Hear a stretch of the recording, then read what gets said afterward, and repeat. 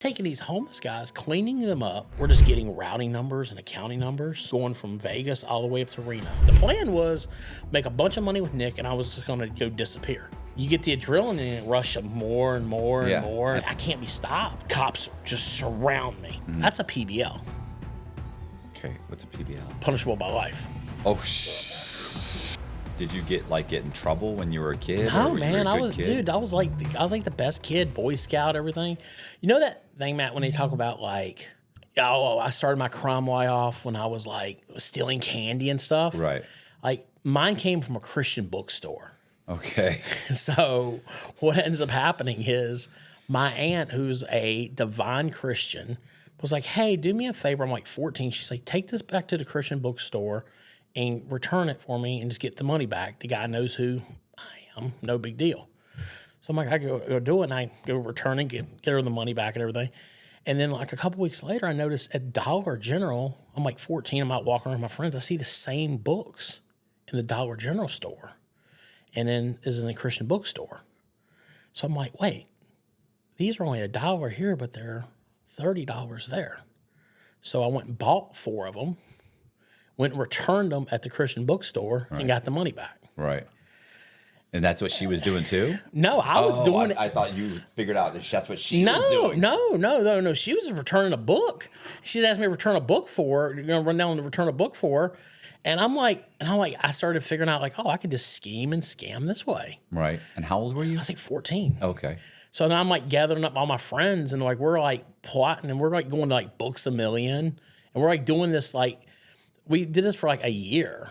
Like, so I had like a whole organization of like scamming using my friends to go to bookstores and start scamming people. Did they ever figure that out? Like eventually they were like, how many times are you going to return this book? Yeah. And I was like, I don't know. Then eventually they started giving us like gift cards. So they were no good at that point. You know what I mean? So you're not buying a lot at the Christian bookstore. Yeah, exactly.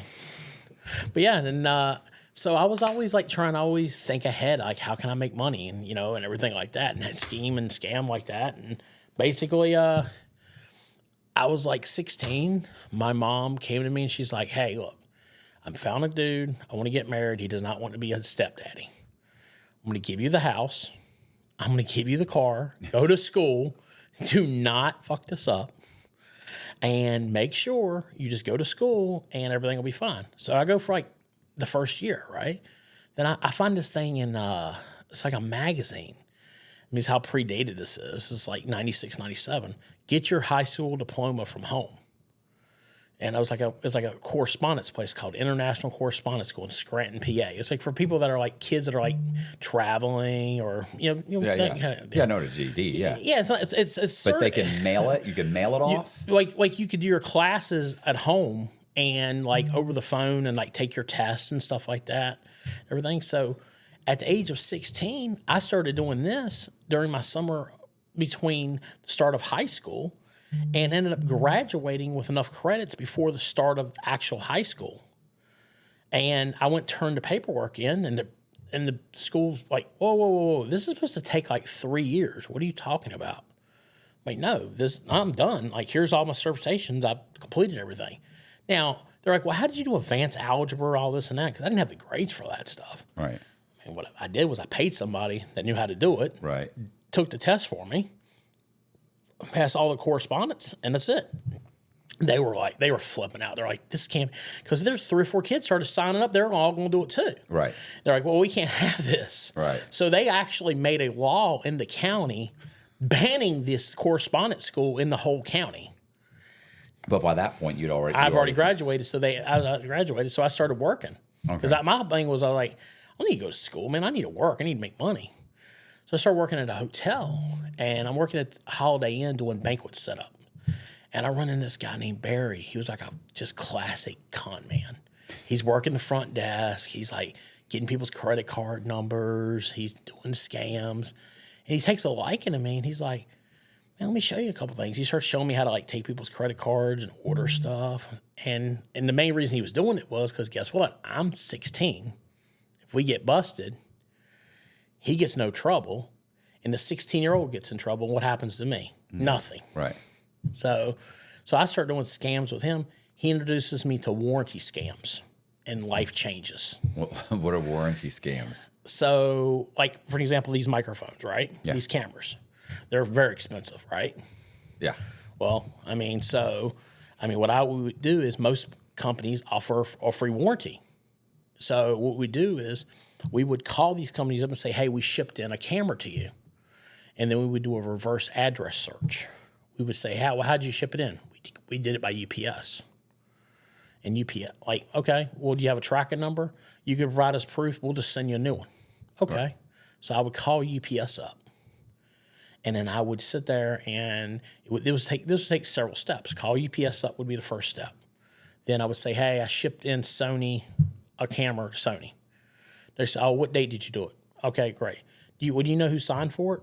I'd write down who signed for it. Now I know on this date a package was signed for by this person. Right. I don't have anything else. They won't give me anything else. I hang up, call right back. Hey, on this date I had sent a package in and this person signed for it. And it was weighing between this and this. Okay, yeah, I see the package here. Oh, great. Can I get the tracking number? I lost it.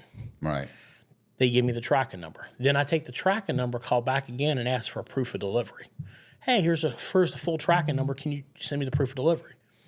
Well, they'd be like, okay, well, how's that work? They're going to send it with that person's name on it, right? Mm-hmm. Oh, no, that was just my assistant. So he was just shipping it out for me.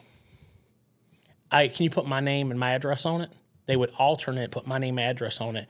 They would either fax it to me or email it to me. Okay. And then, now I've got a proof of delivery that says, Charles Hartman, my address, this. Oh, can you put a description of merchandise, what was inside of it too? Oh, yeah, sure. Oh, camera, Sony camera. And that was it. Now I've got a proof of delivery from UPS. I give it to the company. Company says, well, I don't know. We must have lost it. Right. We'll just replace it, or how much did you pay for it? Well, we paid $1,000 for it. They would either cut me a check or send me a check. Right.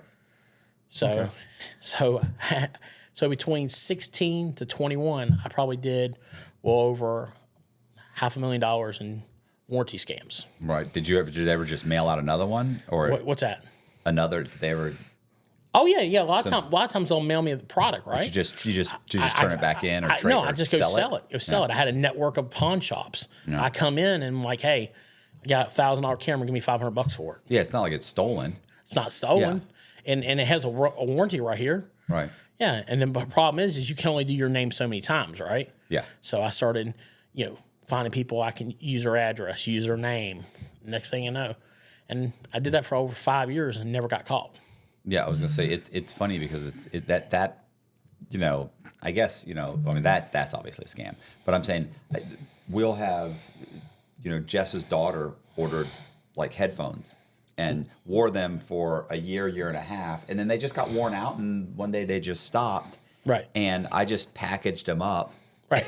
And mailed them back to the place and said, "Listen, I buy," and I buy all your stuff. And then I would go on the website and find other devices that they have. We bought this, blah, blah, blah. These wore out. And I said, if you could just fix them and bill me for it, send me the invoice, I'll pay you for it, knowing for them it's $6. Right. For us, it's a $40 pair of headset. Right. So they say, oh, thank you very much. Here's a new headset. Right. So, and that's the same thing because what happens is the company doesn't want it's not cash because all I did was get a new headset. You actually get and I've never done it for $1,000, like or that would be.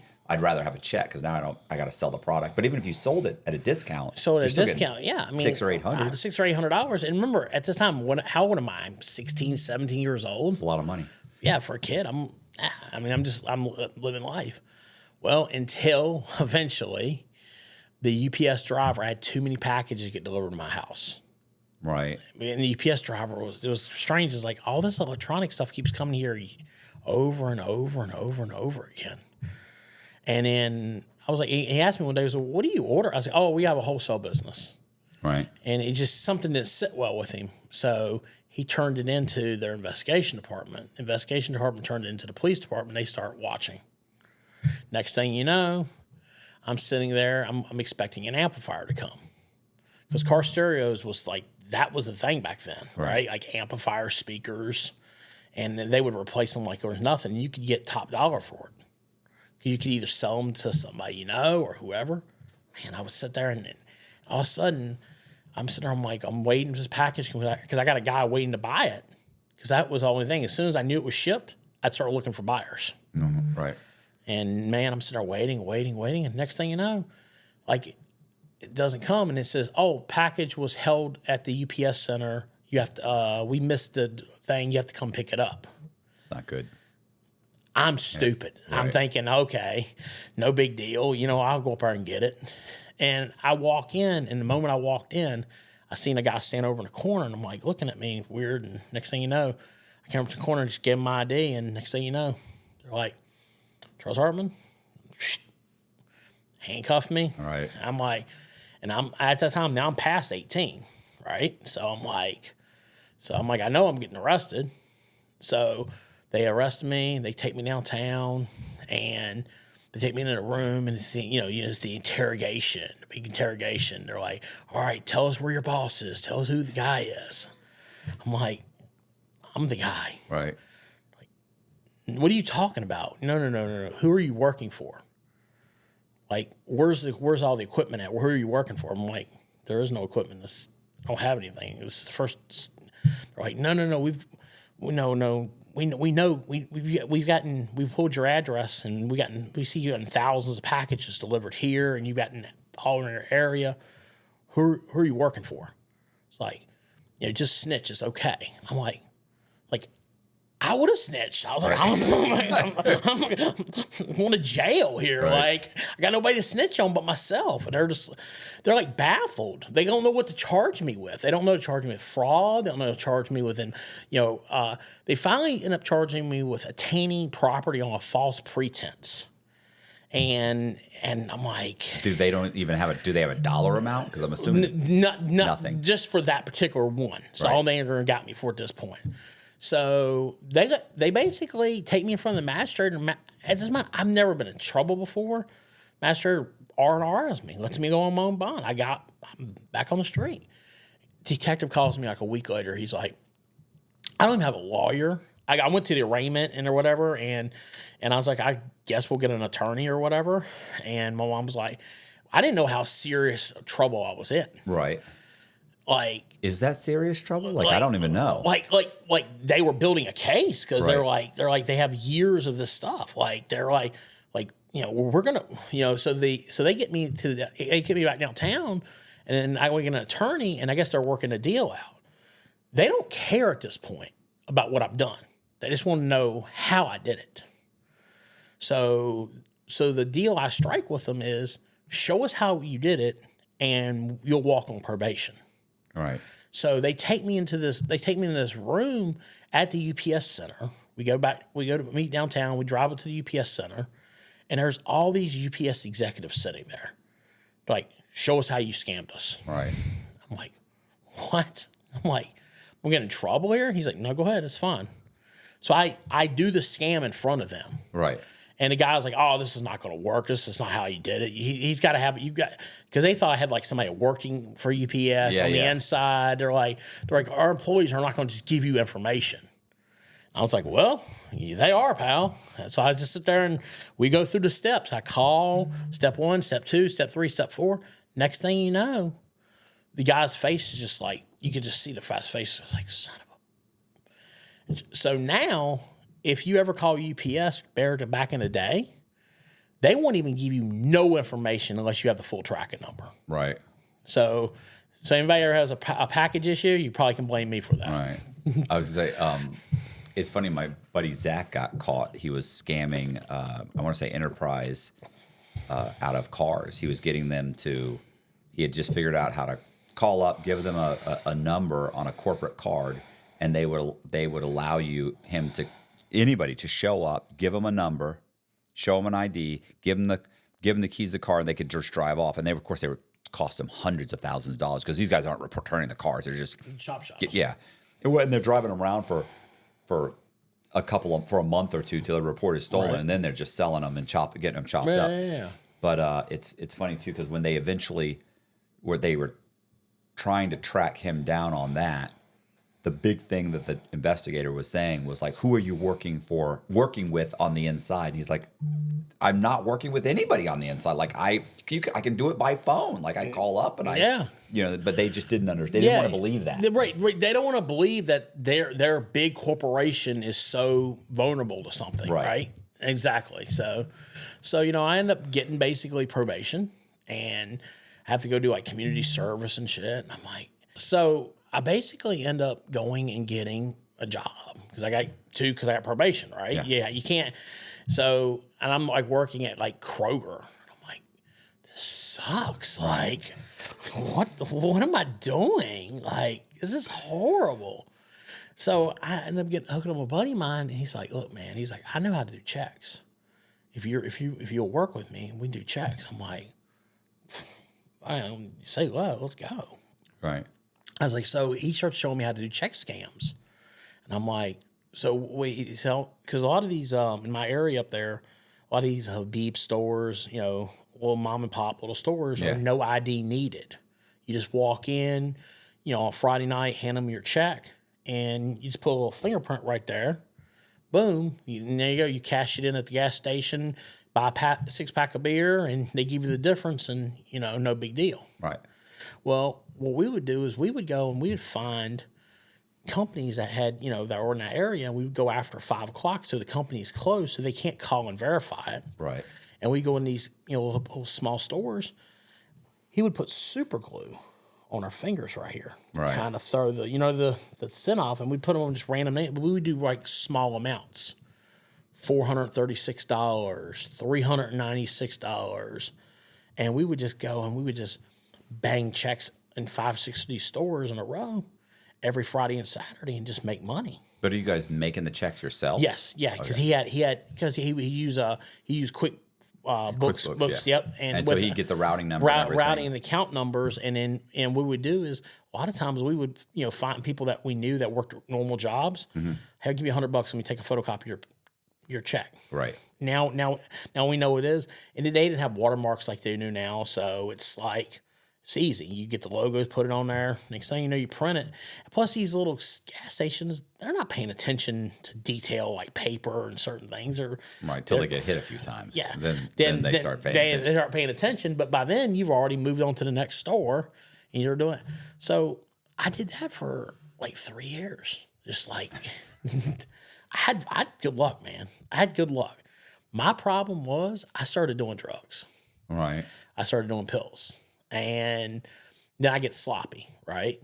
Because you get sloppy when you start getting on pills because you're needing, now you're, I'm getting a couple $100 a day pill habit. Then it turns into a bigger habit.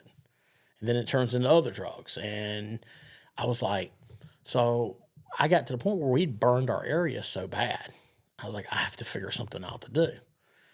And I ended up hooking up with I don't know if you ever remember back in the day, the magazine salesman. Yeah. People that would knock on the doors. Yeah. It's the biggest scam of all time. Yeah. They'd say, hey, I'm winning, I'm making money for a trip, for school, or I'm, going to be this and that.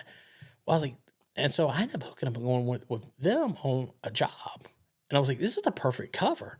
These people travel to a town for a week or two. Then they travel to another town. They're paying for the hotels. So I'm just like literally working part-time for them, traveling with them, and I'm just out doing checks in little stores. I'm just like, this is great. Like, I'm not going to get caught. I mean, because we're not going to be here long enough for by the time, because the check's not going to immediately show back up, right? It takes several days for it to go through, so it's not going to immediately happen. So, I mean, by the time it comes back to the store, we're already in another town. Right. So, I mean, I had like a run doing this. Like, I'm just making money. And I'm like, there's points where days I'm supposed to be out selling magazines door to door. I'm just out doing checks, and I come back, and my manager's like, did you sell anything today? I'm like, oh, yeah, I sold 2 magazines. Here's $90. Right.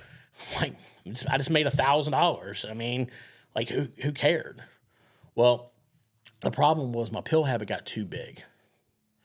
And I got to the point where I wasn't doing the checks properly. Now I'm knocking doors trying to sell magazines, right? I'm trying to make money, and I'm like going through people's like bathrooms, like, hey, I'm selling magazines to go to school, and they're, oh yeah, come on in. And I come in and be like, hey, can I use your bathroom? And they're like, yeah. I'm going through like their medicine cabinet. I remember like this old lady is like, remember like we were in like Illinois, and I'm like going through this like lady's medicine cabinet looking through pills, and I'm like and I ended up taking the pills, putting them in my pocket, and she went right back in the bathroom right afterwards, and she's like, where's my pills? And I like ran out the door, and I'm like, holy shit! Like she's like chasing after me, and I'm like, oh my God! Like I know it's all gonna come to an end, right? You know, I mean, eventually, right?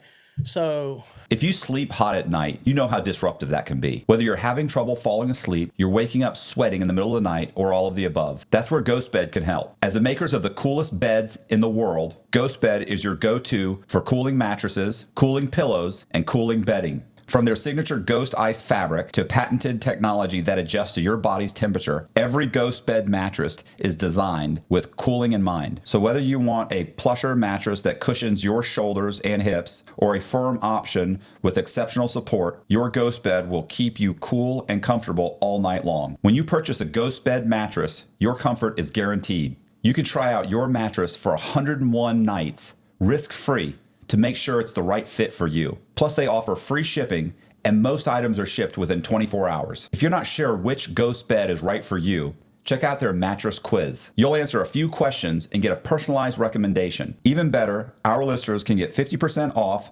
site-wide for a limited time. Just visit ghostbed.com/Cox and use the code COX at checkout. Again, that's ghostbed.com/Cox with the code COX at the checkout to save a whopping 50% off site-wide. We come to Florida. Now, that old saying about Florida, right? You come to Florida on vacation, leave on probation, come back on violation. Right. That's me. Like, I was like, Matt, where do you live at? It's Tampa. I was like, fuck. Anywhere but Tampa, God, please. But I was like, all right, it's fine now. But I was like, so we come down here, and dude, this is right before Christmas, like 05. I'm like, dude, I'm so messed up on pills. I end up like knocking on this girl's door, and I'm like, hey, I'm selling magazines, let me in. And I walk in, and I go into the bathroom, and, do my go thing around, and I look into the bottom cabinet. She's got freaking just stacks of grass, cash, pill. I'm like, oh man. So I'm like, shh. I'm like, oh, my phone rang. My boss is waiting for me. I gotta go. You know what I mean? She fucking starts screaming and hollering. She's like, you're robbing me. I'm like, oh. But she went in the bathroom right after you. Again, she realized something. She knew. So I'm like, she comes right out, and I like push her out of the way, and I'll just run out the door. And I run as I'm running. Keep in mind, I'm like, at this time, I'm over 500 pounds. I'm big now, right? I've lost a lot of weight since then. I'm over 500, right? You've lost weight since then? Yes. Okay. So by the time I ended up going to prison the first time, I was 610. You're 500 pounds running? You're that big when you're doing this? Yes. So just imagine this 500-pound guy just like, whoop, whoop, whoop, whoop. Like, I ran so fast, my shoe fell off, right? So, like they found my shoe, and I'm like going down the hill. So I call my manager, and he picks me up, and he's like, "What are you doing?" I was like, "Oh, this dog tried to attack me and stuff, and like I left my shoe." And so he took me to Walmart to get me another pair of shoes. So like I ended up like 5 hours. I'm going back to work, right? I'm like, all right, nothing happened, no big deal. We're going over to the next town over. I don't think it's anyway. I don't realize this is all the same county. So they got like APBs out on all of us, like people selling magazines, trying to figure out what's going on. Next thing I know, cops just surround me, guns on. And how'd they know it was me? Yeah. It wasn't me. The other fat guy wasn't me. So I'm like, so I end up getting. So they arrested me. They charged me with burglary. They charged me with burglary of an occupied dwelling with a battery. Well, in Florida, that's a PBL. Okay, what's a PBL? Punishable by life. Oh, shit. I'm like, I don't feel like. Did you burgle? You didn't break in. She invited you in, but that's not how they look at it. But that's you. Once you cross a dwelling and someone's asked you to leave, or you commit a battery in Florida inside of a dwelling, you're done. Yeah, because I mean so then. But here comes the worst part. Now, checks. They start finding out about checks. They found out because my name was. There are certain times I would use my ID. These checks I try cashing. Right. And I had some in Putnam County. I had some down here in Hillsborough, and they were just like, "Oh, what's all these checks and warrants you got everywhere?" I'm like, "Oh." So I knew I was done. Like, so now, I mean, I go and end up going into Lake County Jail, and like I'm sitting there for like 3 days. I'm just like going through withdrawals, which is the worst thing to do in jail. Because you're going through, you're just like hugging a toilet. You don't want to be around it. You're just like, you feel like crap. Well, I end up basically, I'm sitting there and I'm just like, feel like I'm with death. And I finally start getting my senses back now, and now next thing I know, I go and this public defender comes and sees me. It's right after Christmas. I'm sitting there. She's like, "Well, I think I might be able to get you 40. Oh my God. 40 what? Yeah. 40 days? She's like, no. She's like, you got a punishable by life. She said, we might be able to get you, she said, that's, I'm like, there's a burglary inside of a dwelling with a lady. And I was like, there was drugs. And they're like, look, this is all you're charged with. I was like, well, you're fired. Right. I called home to my mom. I was like, Mom, they're trying to stick me down here. Like, right. She thought that, okay, is this going to be another little instant, a little slap on the wrist, another probation, little probation. Get out. It's like, I'm not coming home. Right. Like, 40 years is life. I mean, that's a long time. And they went and I started asking around, who's a good attorney. They find me a good attorney there, right? Mm-hmm. And he's like, look, he's like, just, you need to just sit. You need to let them forget about you. Right. And just, work as a trustee, do whatever, hang out, just stay out of trouble. Stay out of trouble and gain signatures in there as a trustee. Yeah. And just be good. And I sat for like a year. And what did he charge you? Fee 20. Okay, yeah, that sounds for it's funny because for like a federal attorney, and then they want like $50,000 off the rip at least, But for and that's just to start with. Then they're going to start milking the time, right. The investigators, everything. But a state attorney, I was thinking, 15 or 20. Yeah, 20. You get a good one. Yeah, 20. You're going to go home. You know what I mean? Yeah. It's either you're going to give them 20 or you're going to give the state 20. Right. One of the two. So I sat, and during this time, like, I make good for the officers. So I'm likable. You know what I mean? I'm not in there for fucking murder. You know what I mean? I'm not a child molester. Yeah. You know what I mean? It's easy. You know what I mean? Do your time. Keep your mouth shut. No one bothers you. And I'm in there, and I end up working as a houseman for a couple of the officers. And Officer Pollock and Officer Brown are there. So if you guys ever Google it, Lake County officers bringing in drugs and contraband.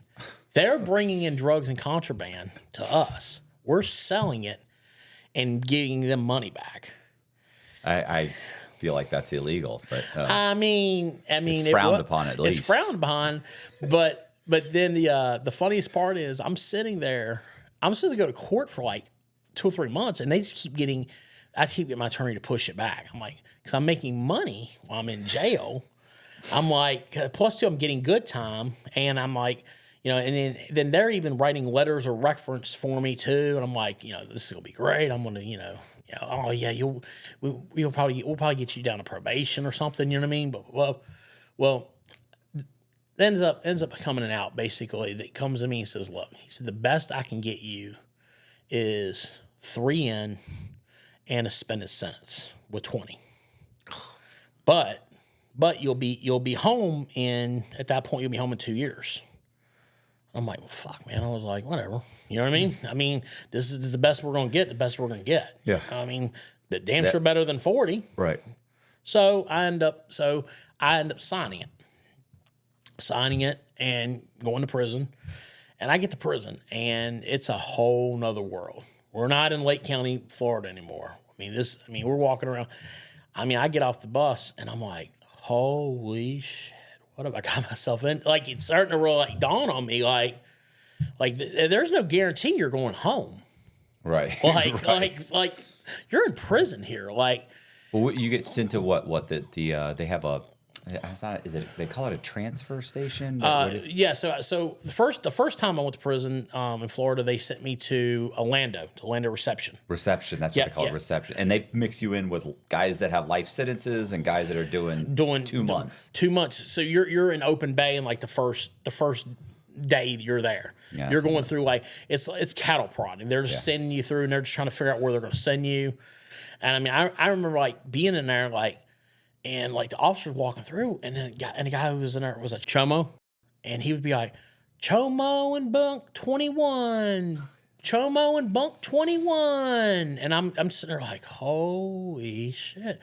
Well, I'm taking my coffee break. I'm gonna be gone for the next couple hours. Yeah, and you already know what time it is, so it's all bad for that dude. It's all bad, and like I'm just, and I mean I'm. The good thing at that point is I'm a pretty big dude, so I'm like, okay, at least I ain't got to worry about someone's gonna like jump on top of me here. I don't think, you know what I mean? Right. So I end up going to my first camp. They sent me to Cross City CI. It's like medium, maximum security level camp, and I get there and I meet my buddy Nick, and become dear friends to him to this day. And he basically is like showing me the ropes. He's like, "Hey man, you just gotta." Here, I'll get you in working in the kitchen. I was like, man, you'll fit in perfectly with us, man. We run the kitchen. Everything will be good. I'm like, all right. I get in the kitchen and man, I walk in. It looks like they got an operation going on. They got sandwiches they're making on the table. They got food. But what is this for? Like outside people? Oh no, this is for us to sell in the compound. Right. I'm like, what? Like, what are you guys doing? And they're like wrapping up these cheeseburgers. And they start wrapping up all these different little cheeseburgers. And one guy says, "Hey, come here, big guy." I'm like, "What do you mean?" He's like, "Come here. I need you to." He's like, they take the saran wrap and wrap these cheeseburgers around my belly, underneath my belly. My belly's like this big, and then underneath it, like the little punch right there, I got like 10 cheeseburgers wrapped. And they're like, just when you go out, the guards are going to pat you down, but you're so big, they're not going to feel that. They're going to let you go. So I'm like, the first day, I'm like carrying like 20 cheeseburgers off the compound, and that's how I got the name Cheeseburger in prison. So they probably liked you too. Yeah. They thought, this guy's worth 20 a day. Oh, this guy's our meal ticket. Yeah. He's going, and so I never get no problems. I'm gonna fit in how I get in because I know. Look, I'm here for 2 years. I got to do this 2 years. I'm gonna get out of here. Yeah. And I mean, during that time, me and Nick had become really tight. And Nick's telling me, what was he in there for? Fraud, forgery. Oh, yeah. So, of course, you're kindred spirits. Yeah, kindred spirits. We're just hanging out. He's telling me he goes in Vegas. He's just like, man, this is great. Yeah, we'll hang. I was like, man, you got to come hang out. You know how people are in prison. Oh yeah, when you get out, Yeah. Yeah, and after like a while, you're like, okay, sure, Nick. You know what I mean? So he leaves. He EOESs. 2 weeks later, I get an envelope from him. Hey, man, here's my address. Boom, boom, boom. I sent you some money on your books. Hey, man, if you ever need nothing, I'm here for you. Solid dude, right? Yeah. So I end up finishing my time. I know, Matt, I know that I'm not going to do probation. Right. Like, I know I'm going to fuck this up. Right. Like, I know this is not going to end well for me. I have a 20-year sentence. This is not going to end well for me. Oh, yeah, that's not good at all because if you fuck up, you could end up with doing the 20. I can do the 20, plus if I catch new charges, they can enhance the sentence. Okay. See, Florida has the craziest law ever. You ever heard of the Reoffender Act in Florida? No. So this is how it works. So if you get out of prison in Florida, within 3 years of you getting out, and you catch any charge, they can 10 times your recommended sentence. So you could end up 85% of people that are in Florida's system right now are on probation violations. It's not new charges. It's not like they call it a burglary charge that would usually be like 5 years, right? Well, now they're going to get 15, 20 years on top of whatever their violations are. because it's a system to make money. Yeah. Because, you know, the state, that's how, I mean, U28395 made them a lot of money. That was my prison. I made them a lot of money every time. That's the reason they do prison counts in Florida 3 times a day, because every time that they count your number, they're billing the state. So I'm like, man, I know this is not going to work out. I got to figure something out. So I'm trying to go back home to Virginia. It was the original plan. All right. But they tell me, oh, no. You have to transfer your probation. I'm not from here. They're like, well, you got to pick somewhere to go. What do you mean? I don't live here. They're like, well, pick a county, pick somewhere to go, find a halfway house, figure something. So I ended up coming to St. Pete because I had a friend that I knew lived in St. Pete. And I couldn't end up staying there. I ended up staying in a shelter for 2 days until I could meet my probation officer. Oh, that sucks. So you're fresh out of prison. You're thinking, oh, man, now I'm in a shelter. These guys are doing more drugs than they were on the street. I'm like, this is great. So I'm like, I gotta get out of here. So I go meet the probation officer. He walks in. He's got this big stack here. He said, all these right here, these are the ones that have failed. This couple right here, those are the ones that have passed. Which one do you think you're going to end up in? I was like, I want to go back to home in Virginia. And he's like, well, we're going to have to get approved by the state. That's going to be, 60 to 90 days you'll have to stay here. In 60 to 90 days, you're going to violate me. Right. Like, I'm not going to make it. I'm not going to make it. I mean, I don't have a job. I don't have no family down here. I have no support system. I'm gonna screw this up. So I'm like, well, look, can I get a travel pass, at least go home, see my mom, you know what I mean? And do this and that. And he's like, all right, I give you a travel pass. You come back, be back here in 30 days. So I know when I come back to see him, I got 30 days to come back to see him. That means I got 29 days, Matt, to get going where I'm going and not coming back from. Right. So I basically went home, see my mom for a couple days. I was like, she's like, well, what are you going to do? I'm like, I'm going to run. This is what I'm going to do. I'm not staying here. What about? Why not get a job? I'm just curious. Mindset at that moment was that I'm not getting a job. I'm not going back to making minimum wage. And they were talking about probation. You're going to have to pay this fee, that fee, fee, that fee. I'm like, holy shit! Like, it's funny. The states always charge you. The feds don't charge you, but the state does. Yeah. And so by the time I'm thinking 90% of my income is going to go back to the state here. I'm never gonna make it. Right. What about an ID? Are you thinking how are you thinking you're going to pull this off? So I don't have any really money, right?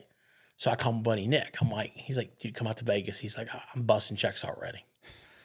I'm like, I'll be there. Old Nick. I'm right there. So now I've got a 20-day lead, so I have to be back to probation. So I get to Vegas. I take a Greyhound because I don't want to take an airline because I want records. You go up Greyhound, you pay cash for a ticket. Right. Took a 3-day Greyhound to get to Vegas. I get to Vegas and Nick's got a check scam just booming. He's like, "Getting in, how you feeling? Let's go. Let's go make money." What's he doing? So what we're doing is he's going around. He's getting homeless guys. My God. And he's cleaning them up and he's taking them to like the casino and places like that. And using them to cash in, because casinos will give you free play when you cash in your check there. They'll also give you sometimes a 10% bonus or 10% vig or whatever. Just to get you, what scumbag? They want just to get you to come straight from work to give us your paycheck and blow it here at the casino. Exactly. So he's taking these homeless guys, cleaning them up, taking them out. He's got an ID machine. He's got a printer. He's busting checks, and he's just like, we're just getting routing numbers and accounting numbers, and he's just taking them, and we're just going from Vegas all the way up to Reno and just hitting them. And so, how much was each homeless guy worth? Probably 10 to 15 grand. I can't believe it's really the casinos. They're the bad, and they threw you in prison. It's really them. They're horrible. They are. I agree to this day. But how much does the homeless guy get? you know, we would get a check for like $500 because we'd always keep small amounts. So he'd go up there and he'd cash them. And what we would do is, so imagine this: we pull into Reno, we'd find a homeless guy. You know, we'd go to a hotel, get him cleaned up. Nick would run to Walmart, grab some clothes, some cheap Walmart clothes, you know, khakis, polo, so he looks decent. Yeah. Nick drives up. I'll walk in with the guy. I'll go stand over and just keep an eye out. And he'll go start, you know, he'll start cashing the check. And then go meet me in the bathroom, because there's the cameras in the bathroom, hand me the money. And then, you know, tell him to go back outside to the car, you know what I mean? 15, 20 minutes later, I come right back out to the car. Go to the next casino and just keep doing this over and over again. And because the thing is they're not going to pay attention to it if it's one name, right? It's one name. And then the thing is half the times we wouldn't have to make IDs. They would just use the homeless, because homeless guys, crazy as them, they have IDs. Yeah, they don't care. Like they're thinking by the end of the day, if they're going to cash 10 of these, they're going to get $5,000. You're going to give them what, $1,000? Yeah, something like $1,000, right. a couple $100 each check. They'll be set. Right. They're not thinking about tomorrow. They're not thinking about next week. I got to spend a month in jail. Right. And so this goes on, and I remember like when Friday night we were like looking for, we didn't have routing account numbers. We were out. So we're like going behind this like check a cash place. We're like inside the dumpster of like digging through, looking for receipts, looking for paperwork, looking for everything. Here comes a cop car down. So me and Nick are like crouched inside this dumpster, like hiding. Right. Cops just like driving by, and I'm thinking, and at this time I've already not showed back up for probation, so I already know I got a warrant for probation dangling over my head, and I'm like, it's like I got to get the fuck out of here. And I had no excuses, man, because I had saved a bunch of money, right? I could have ran. The plan was make a bunch of money with Nick, and I was just going to just go disappear. Well, you get the adrenaline rush of more and more and more. And it's more. working. You start feeling invincible. Like I can't be stopped, you know? And then we end up going into this one little spot up near Elko. And, man, we go in this, and we get a hotel room, and we go out. And it's so easy to find guys out there like that, you know, walking around. Hey, man, you want to make some money? And the guy's like, what are you going to do? I'm like, just come with us and cash some checks. So we didn't do it. And we get to like the third casino, and I see like something's not right. Like the guy's like standing there too long. You know what I mean? The next thing I know, I see these security guards come up and they grab him. Well, time to run again. Right. Time to go. So I'm like, look, get back in the car. Nick, we got to go. I mean, we're going to leave him, you know? So we're like literally driving back to this hotel. And like, we get back to this hotel and we got all this, we had checks here, we got IDs, we got, you know, money sorted out.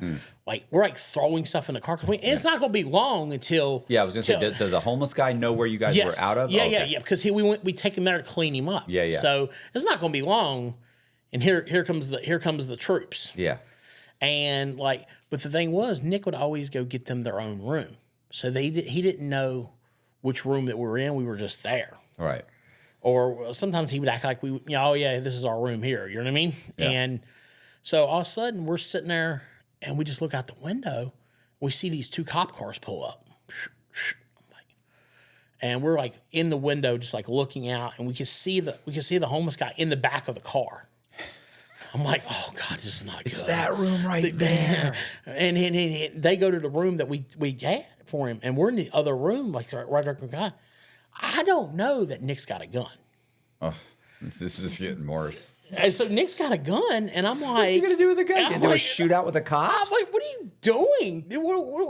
What's the Wild Wild West, bro? Like, what are you doing? He's like, I'm going back to prison, bro. I'm like, oh my God, this is where life ends for me. Like, I'm like, this is crazy. Why do you have this? What are you doing? Just put that shit away. Like, we're gonna walk out of here, and we're gonna just get in a car and drive away. We waited for like an hour because they went and they looked through the room, they looked around, They couldn't figure it out. You know what I mean? Where we're at. So they left. They thought the guy was maybe just lying. Maybe he didn't really have accomplices. You know what I mean? Right. Whatever. We leave. I'm like, we get back to Vegas, and I'm like, and Nick's like, oh, we'll figure something else out. I was like, no, I'm going to figure something out away from you. Right. Because, like, I didn't know that you were going to go to that extreme. Like, it's one thing, it's like checks and stuff like that. Like, dude, I'm not trying to have a shootout with cops. Yeah. Dude, like, this, dude, like, let's, come on, man. This ain't, no. So, like, it was like the classic end of a great movie with us. Like, we're like, he's going to go this way, I'm going to go this way. Nick, like, it's been fun, man, but I got to get away from you. So I'm like, I gotta have money. So I got a nice chunk of money saved. I'm like, I need to get. What's a nice chunk of money? Like, probably close to 200. oh, okay. Nice. So, that is a nice. That's I mean, more than me, I thought. Yeah. Yeah, because I was just stacking it up. Right. So I go to Mexico. I cross the border. I'm like, my plan is I'm going to Tijuana. I'm going to hang out here, and I'm going to drop down eventually down and just hang out because I know I have charges now. I've gotten figured I got charges. I know I got at least a minimum of 20. I'm not coming back. So how do you, when you say, what do you just walk across the border? So with Greyhound back in the day, they would literally drive you because that was before they passed the laws where you have to do your passport or immigration card. You know what I mean? You literally just walk across the border. Nice. Okay. So I'm in Tijuana. I'm like in Revolution, right off Revolution, which is like the big party strip. I find a house that's like an apartment complex, and it's all a bunch of Americans that are living there, and they're all living there rent super cheap and working in San Diego, and they're just crossing the border. Like every morning in San Diego, if you look at the border, the line is wrapped around the ring because people live in Tijuana and work in San Diego because of the cost of living. I find this house, this apartment complex, and the lady's like, oh, it'd be like $200. I'm thinking she's like $200 a week. She's like $200 a month. I'm like, oh, well, here, you know what I mean? No problem. Here's a couple months worth of rent. So I'm like hanging out, and I meet guys in there, and I'm like, I got to get an ID. And you can start talking to people, and it doesn't take long to get an ID. Right. And is this you're getting a fake ID? A fake, I know, but is it a US ID? US ID. Yeah. From like a state? Yeah, What just state? state, California. Okay. And so, he takes me to this little shop, a couple $100 later. He's like, yeah. He said, I'm like, yeah. He said, this is good for you just have this for down here. He's like, but if you try to cross the border with it, it's not going to work. Right. You know what I mean? This is good for just here. I'm like, all right. He was working on getting me a really good one for I could use if I wanted to travel back and forth. Well, I'm there, man, for like 2 months. And I start noticing like the police are watching me more and more. And I start getting nervous because I'm hearing about all these Americans getting kidnapped, either cartel or whoever. And I'm like hanging out down there. I'm hanging out at the bar every night, and I'm spending money. I'm flashing money. I'm like, this is not good. Mm-hmm. Something's gonna happen. Either I'm gonna get kidnapped, we get robbed. You know what I mean? So I decide I'm gonna go back across the border. So I had my buddy just drive me back across the border, and I'm like, I gotta hope my ID. And I know I'm about to use my real ID. So I'm praying they don't actually run it. Because they run it, I'm done. Right. So we go at like a busy kind of time, and we're just sitting there looking like, oh yeah, just came back from Mexico. And they just look at us, like, go ahead. U.S. citizens, go ahead. And I got lucky. Right. I get across the border. Well, I'm back in California. So I'm like, what am I going to do? I still have a little bit of money, you know what I mean? But I can't, what am I going to get a job now? Now I'm going to go get a job. I didn't get a job then. Right. What am I going to do now? So I go back to what I know. I call a magazine crew. I'm like, hey, you looking for somebody? Sell magazines? They're like, yeah. They send me a Greyhound ticket. Next thing I know, I'm back on the Greyhound. I go to I'm selling magazines. And I'm walking around. I have this fake ID. Right. This one fake ID. So I'm using this. And I go for like a year, man, working, selling magazines, just hanging out doing this magazine crew. And I know I've got, shit in Florida. I've got warrants, in Virginia. You know what I mean? I'm like, I know eventually I'm going to get caught. You know what I mean? Yeah. And one fateful day, I knock on the door, and I'm like, hey, we're selling magazines. And it was a cop. Right. And he was like, what are you doing? He's like, oh, I'm selling magazines. Well, you have a permit? I'm like, permit? What's a permit? And the guy's like, oh, you need a permit to do this. I'm like, I don't know. I work for this guy. I was like, yeah. This is the permit they said I need to have. And I was like, nah, man, this is nah. We've heard about you guys coming in and scamming. You know what I mean? Because it's all a big scam, right? But you get they pay you some money. They never get a magazine. No. The scam always was with the magazines door to door was you would tell them, you would say, hey, I'm going to school in the area.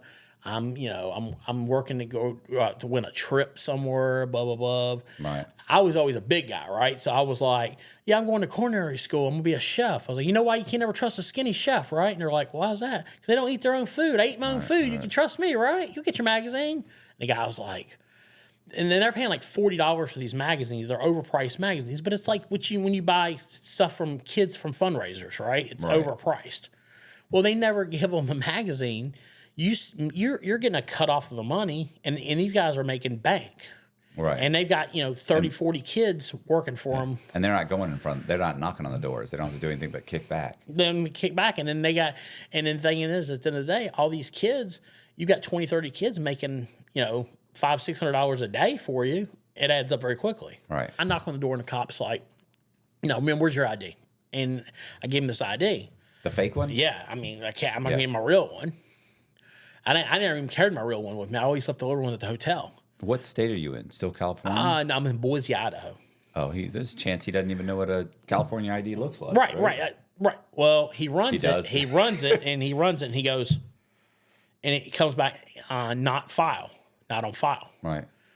He's like, that's weird. He said, should you at least come back on file? I was like, I don't know, man. I don't know. He's like, so he almost lets me go.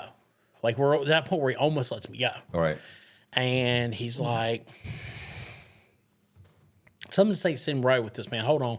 He calls down to the station. And they send a unit. They bring him in and ask me my name, my birth date. What's not coming up in the system.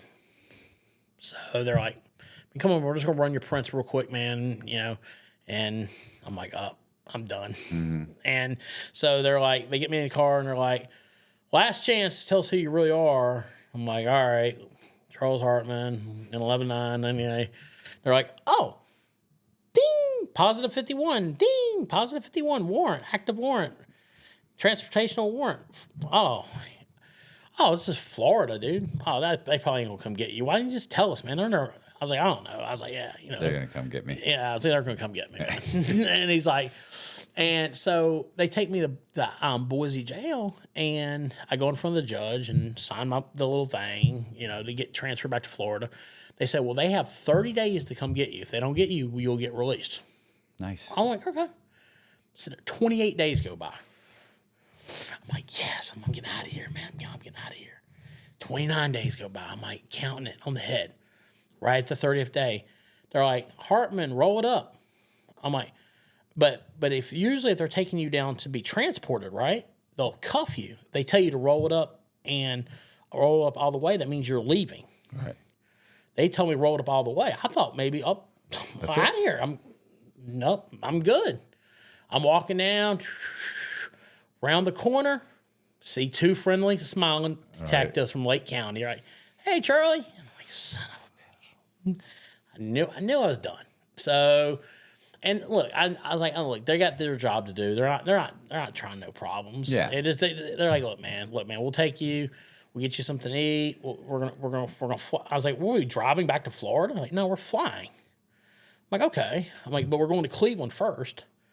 I was like, I don't have charges in Cleveland. Like, what are we talking about? He's like, no. He's like, the way we work, man, is when we pick you guys up like this and you guys are spread out like this, we'll pick up a second one in another city to make it worth it. You know what I mean? Yeah. The trip.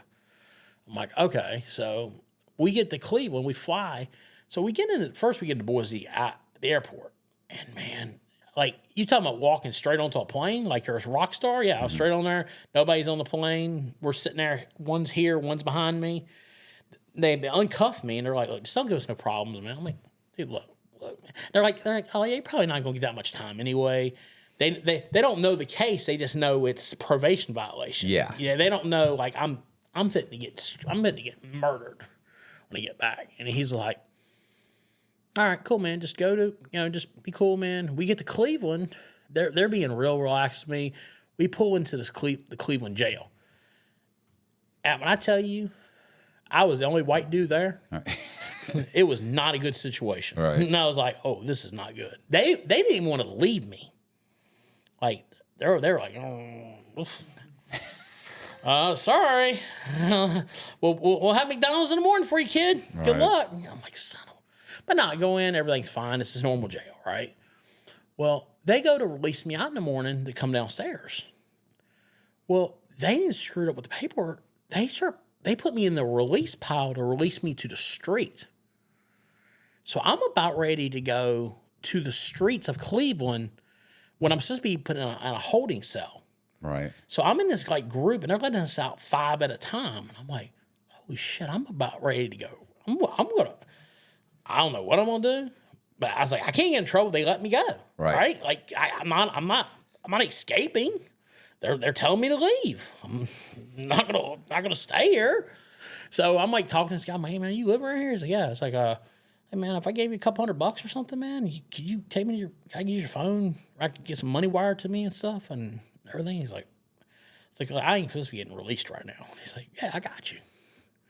I mean, it's like criminals are always like, you could tell like someone will help you. You know what I mean? Yeah. Yeah. So it's like, all right. So I'm sitting there and they're just like slowly letting everybody out.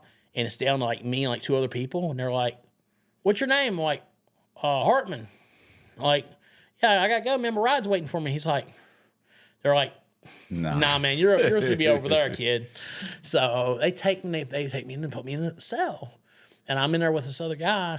And he's the guy we came to pick up. So I'm sitting there, I'm laughing because they come like 15, 20 minutes later. They handcuff us, take us there. They fly us to Orlando. I told them, I was like, what are you going to do? I was like, I was going to run. Yeah. What was I going to do? Figure it out. I'm going to figure it out. I ain't going to be here for y'all. I said, you know how much paperwork and hell this would have been? I was like, yeah, but it would have been fun. Yeah. So I get there, and man, I get to Lake County. And I know I'm done, right? I know I've got to spend a sentence. I already know what time. I know I'm getting 20. I got other charges I've caught, you know what I mean, in between, you know what I mean? So I don't know what they're going to do.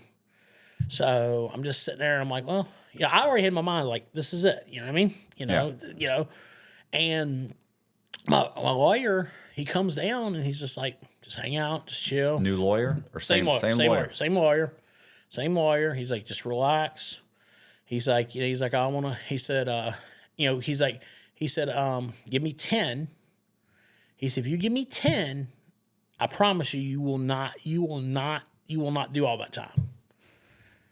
So I called my mom. She arranged it, got me the money. And I'm thinking, man, this better work. This better work. And he's like, yeah. He's like, I think I can get you just a 20. I'm like, just gave you 10. What do you mean? I was like, I mean, he was screwing with me. He knew what he had already done. Right. He's like, just hang out. He said, oh, we'll go to court. We'll go to court tomorrow.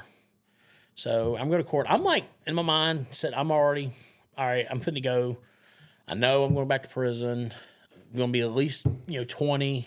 I'm just going to, because at that point, what are you going to do? You know what I mean? You're going to you have no defense. Right. You have no defense. There's no, it's not like I'm sorry for what I did. One thing I can't stand is people are like, oh, I'm so sorry I did that, Your Honor. I'm like, really? They don't. That doesn't. They don't. That doesn't affect them. No. They hear that every day. They hear that 40 times a day with people that are much better at crying and pleading, right, and have real excuses. Right. I was an asshole. That was my excuse, Your Honor. And so I was like, man, let me just go in here. Let me just did this. And we get in there, and he pulls us aside, and they had these like cells were like cage cells where you could talk to your attorney. Yeah. And first thing he goes on, he says, when you get inside, you say yes, ma'am, no, ma'am, and shut the F up. Like, I was like, well, I thought I was supposed to have Judge Hill. It's like, what am I telling Judge Hill a woman for? He's like, Judge Hill's not in there. Just be quiet. Judge Hill in Lake County, Florida is famous. They call him Hang 'em High Hill. Right. he loves giving sentences out. He gives decades out. He said literally in his campaign to be judge, he'll give 1 million years out before he retires. Yeah, I've heard about this guy. Yeah, and I think he's given out more than $1 million. More than $1 million, though. Yeah. So his goal was I want to give out more than I plan on giving out more than 1 million years, and he's actually surpassed that. Way past that. Yeah, so I know, like, I know the judge, I know the prosecutor, I know what's going to happen to me. Well, I'm sitting there, man. I'm like, man, just go in there, and I know it's a female judge, young female judge too. Like, she just got appointed, and it's a different prosecutor. I'm like, and they're like, Mr. Hartman, here's and he starts saying all these affidavits over and all this paperwork over and everything, and all these witnesses and everything. And I'm like, of my character and how I've changed my life. And I'm like, none of what you had. None of it I have. I'm like, there was a thing from the pastor in there. I'm like, what is this? Like, oh, Mr. Hartman, I see. You're really trying to change your life and be better. We're gonna go on the sentencing guidelines.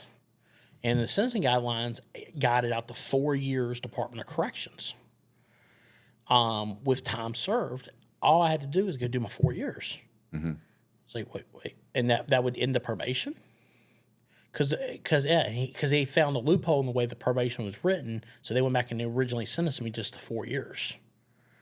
So I'm getting 4 years with time credited from the county time. So I got like 3 years to go do, and I go home. Right. I'm like, man, I can't sign this fast enough. I'm like, yes, ma'am, and and we're gonna put you in drug court when you go in. I'm like, yes, ma'am. Make the best of your life. Yes, ma'am. I'm out the door. I'm like, when you're like, I'm like sitting there like skipping back across the thing, and I was like, what happened? I thought you were gonna get time. I was like, man, I don't know. He's like, that's crazy. He said, I wouldn't say nothing when you go inside, man, because everybody will think you snitched. There's no way that your sentence gets converted down that cheap. So I was like, yeah, you're right. So I started thinking about it. I was like, I ain't gonna say nothing. You know what I mean? Yeah. Because got 20. Yeah, I'm just gonna go. Because once it gets that kind of time, you don't ask them like how'd it go. Right. So I just kind of saw them just sitting around, and I was waiting to go to prison because I figured I was going on the prison run that week. Well, the prison run comes, they don't take me. I'm like, this is weird. I should be back at Orlando, today. Well, the following week comes, that Thursday comes, and I get called back to court. I'm like, this is weird. Like, why am I going back to court? Like, I don't have cases here. Well, I end up going in, and Judge Hill's there. He's sitting there. He asked me where my attorney was. And I was like, I don't know. I ain't seen him since last week. I never plan to see him again, to be honest with you. He's like, oh, Mr. Hartman, I don't know what your attorney did. I'll have a word with him later. But if I ever see you back in my court again, don't plan to leave. It's like, okay. Okay, yes, sir. He said, if I ever see you back in the court again, he said, you won't be going home. Right. I'm like, he got pissed because my attorney he had the case moved to a different judge for sentencing, had it moved when he was on vacation because he was on vacation a week before. Right. He was supposed to originally sentence me that Thursday. He got it moved to a different judge. And so, and once you're sentenced, you can't be sentenced again. Yeah. It's done. Like, so I end up going, and I end up going out, and then they tell me, oh, yeah, you have a charge in Putnam County for a check from an old check that popped up. You have to go up there and deal with that. So they sent me up there, and then I ended up dealing with that. They ran it concurrent. They're like, okay, you'll go to Lake County from here, and you'll start your prison time. Well, I go to prison, Lake County, way different than Orlando, that's for sure. If you've ever heard of Lake Butler CI, Yeah. it's not the place to be. No. No, and the judge has put in my file, I'm a menace, Right. and I need special treatment. So they were special to like be really, really nice to you. Oh, the hands-on treatment. They want to make sure I adjusted well. Right. Yeah. So first couple days of just getting smacked around in the face and what can you do? You can't. You don't fill out a form, complain to somebody. Like, no, you're gonna take this and shut up. So I'm sitting there, and I'm like, I'm supposed to score out to like minimum security. I'm supposed to be able to go to work release. Right. No. He sent me to FSP. Okay. Florida State Penitentiary.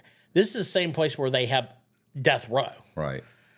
They sent me to a max institution. I'm like, oh, You're a non-violent person. They're just sticking it to me. Right. I get off the bus, and the guy's looking at me. He's like, "Who did you piss off?" Because there's no way you're supposed to be here. Right. Well, your scores are too low. Like I went to a medium, I scored out to a camp. But in my case, I had too much time to go to a camp. Right. You only got 4 years. Right. I'm supposed to go to a work camp, work for 6 to 9 months, and then go outside the gate, work there, and then eventually go to work release. All right. No, he made sure that didn't happen.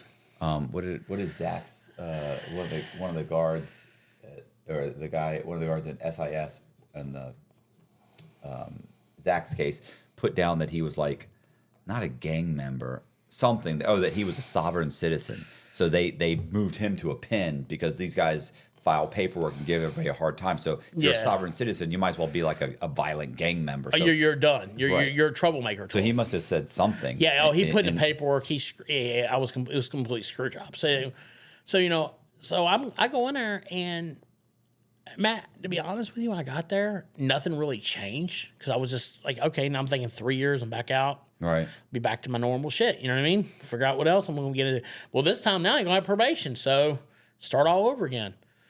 And it was to the point where I hooked up with an old timer named Joe, and he started really talking to me, and he was like, "Man, you realize you're doing a life sentence, right?" I was like, "What do you mean?" "No, I'm not. I'm getting out in 3 years." "What are you talking about?" He's like, "No, man, you're 3 years here, 2 years here, 3.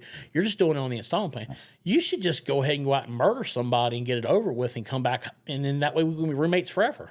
All right. Like, fuck. Like, it started dawning on me, like, I got to turn this shit around. Like, I got to figure out how to use my brain. From 14 to now has been how to scam, and I got to figure out how to do it different. Right.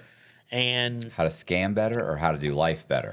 Both. Okay. But scam, but to do a legal scam. Okay. Find the right way to do it. And he's like, dude, you're like a salesman. You're the greatest salesman. You should be in sales. And I'm like, I didn't even think about it. You know what I mean? Like, put me in sales. So I was like, I need a fresh start. I'm finishing my sentence. They're asking me where I want to go. So I want to go to Vegas. I was like, because I'm like, at least there I know it's a 24-hour city. You know Nick? No, I know Nick's there. No, Nick's gone. Nick's gone. Where's Nick? Whatever happened to Nick? You don't know? Oh no, I'm good friends. He's in New York. He's in New York. Yeah. He's hanging out, and he's a guest of the state. Right. Okay. But but I knew Vegas very well. Right. I didn't want to go back home to Roanoke because I was like, I'll be around the same friends, same stuff. If I go to Vegas, I could start fresh. It's a 24-hour city. I'm not gonna have a driver's license, so I can get around on the bus. You know what I mean? You know, and I knew some people. You know what I mean? So figured it was a good place to get a fresh start. Right. So like this time I go to a halfway house. I go to a program, and I get there and I'm like, man, I started realizing like I can change. I just gotta turn this in a way to start hustling. Right. And I ended up working like two jobs, 2 dead end jobs, just to making money, just trying to figure it out. Yeah. And I ended up hooking up with a guy that ended up selling satellites door to door. And I was like, I already knew I could sell, doing the magazine thing. Yeah. That's a scam. But so I started working for DirecTV, and he gave me a job because his brother had been arrested and went to prison and got out, and nobody would give him a job. Right. It's the only reason he gave me a job. And like in the first year, I made $150,000. Holy shit. Selling DirecTV and Dish Network door to door. Because you're in Vegas, nobody wants to knock in Vegas. Right. Because it's 100 degrees. I'm getting $300 to $500 a deal. On closing deals. Right. I'm just like, I turned my addictive personality into something else completely different. And then I just started hustling. Like I just started hustling, doing it that way. And I was like, okay, I don't have to scam. I was like, this is too much money. I can turn around. And I'd always been a fan of when I was younger, a fan of pro wrestling, right? And so me and my buddy was like, we could start, doing these little wrestling shows and these little fundraisers and stuff. And there's so much money in sponsorships and sales. We started doing that, and we started killing it. We ran a company for 3 years, and we were making $200,000. I mean, it was great. Right. And it was just, it was just like, man, it was just like nothing could go wrong. You know what I mean? Like I was like, life was perfect, man. I had a good little business going. I was legit.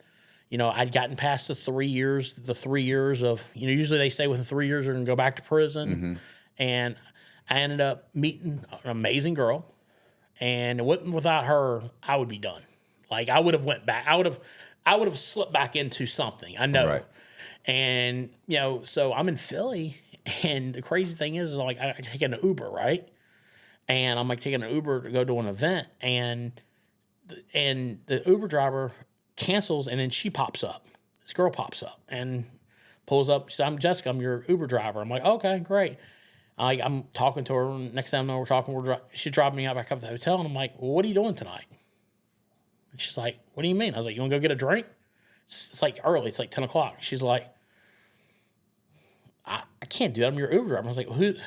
Is there a code of conduct? Are you violating the rules here? Like, I was like, you don't want to get a 1-star review here. All right. And she's like, fuck you. And I'm like, so we went and started having a couple drinks, and next thing you know, I'm flying back to Philly all the time, seeing her, and we end up getting engaged and got married.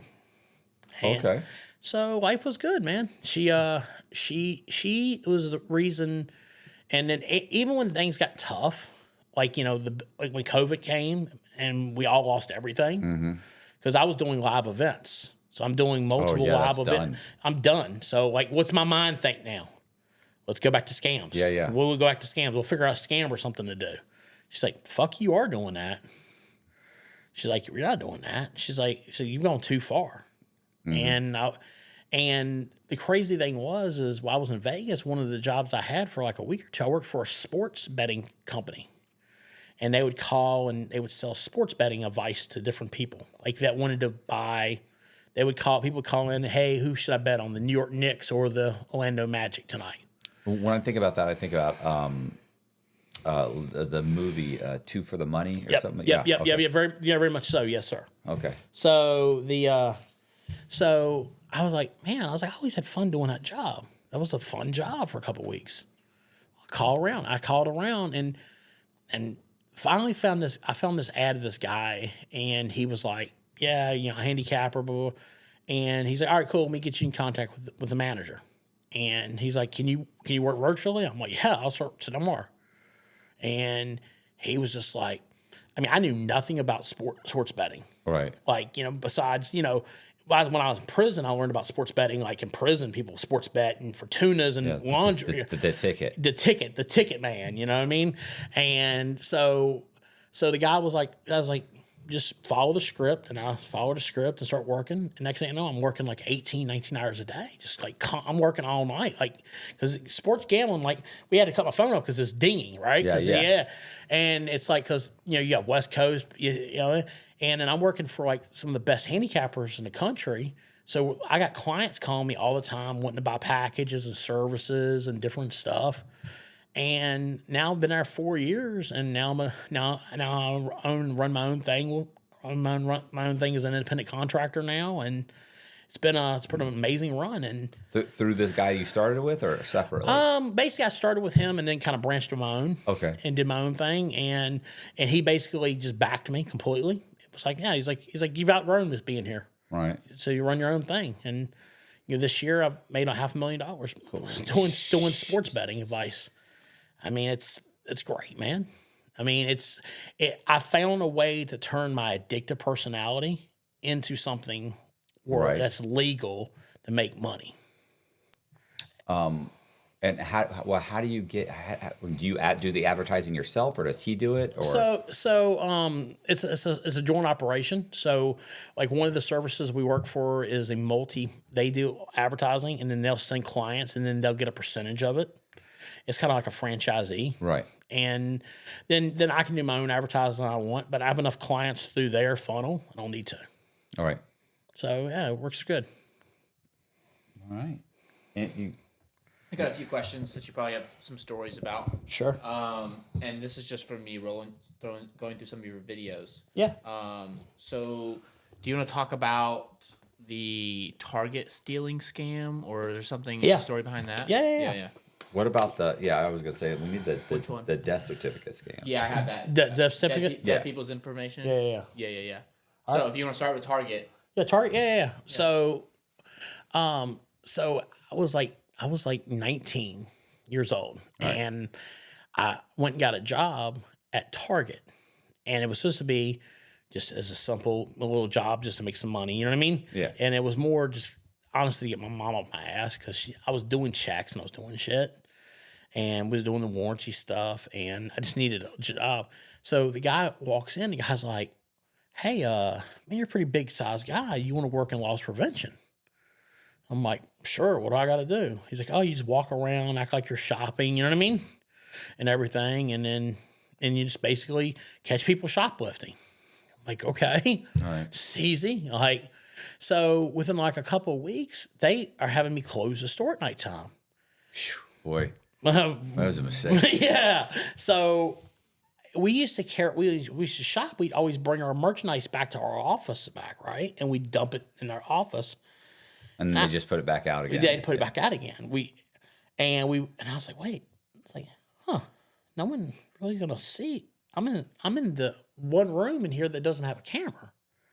If I just take this merchandise and put it in my bag, Right. no one's gonna notice that.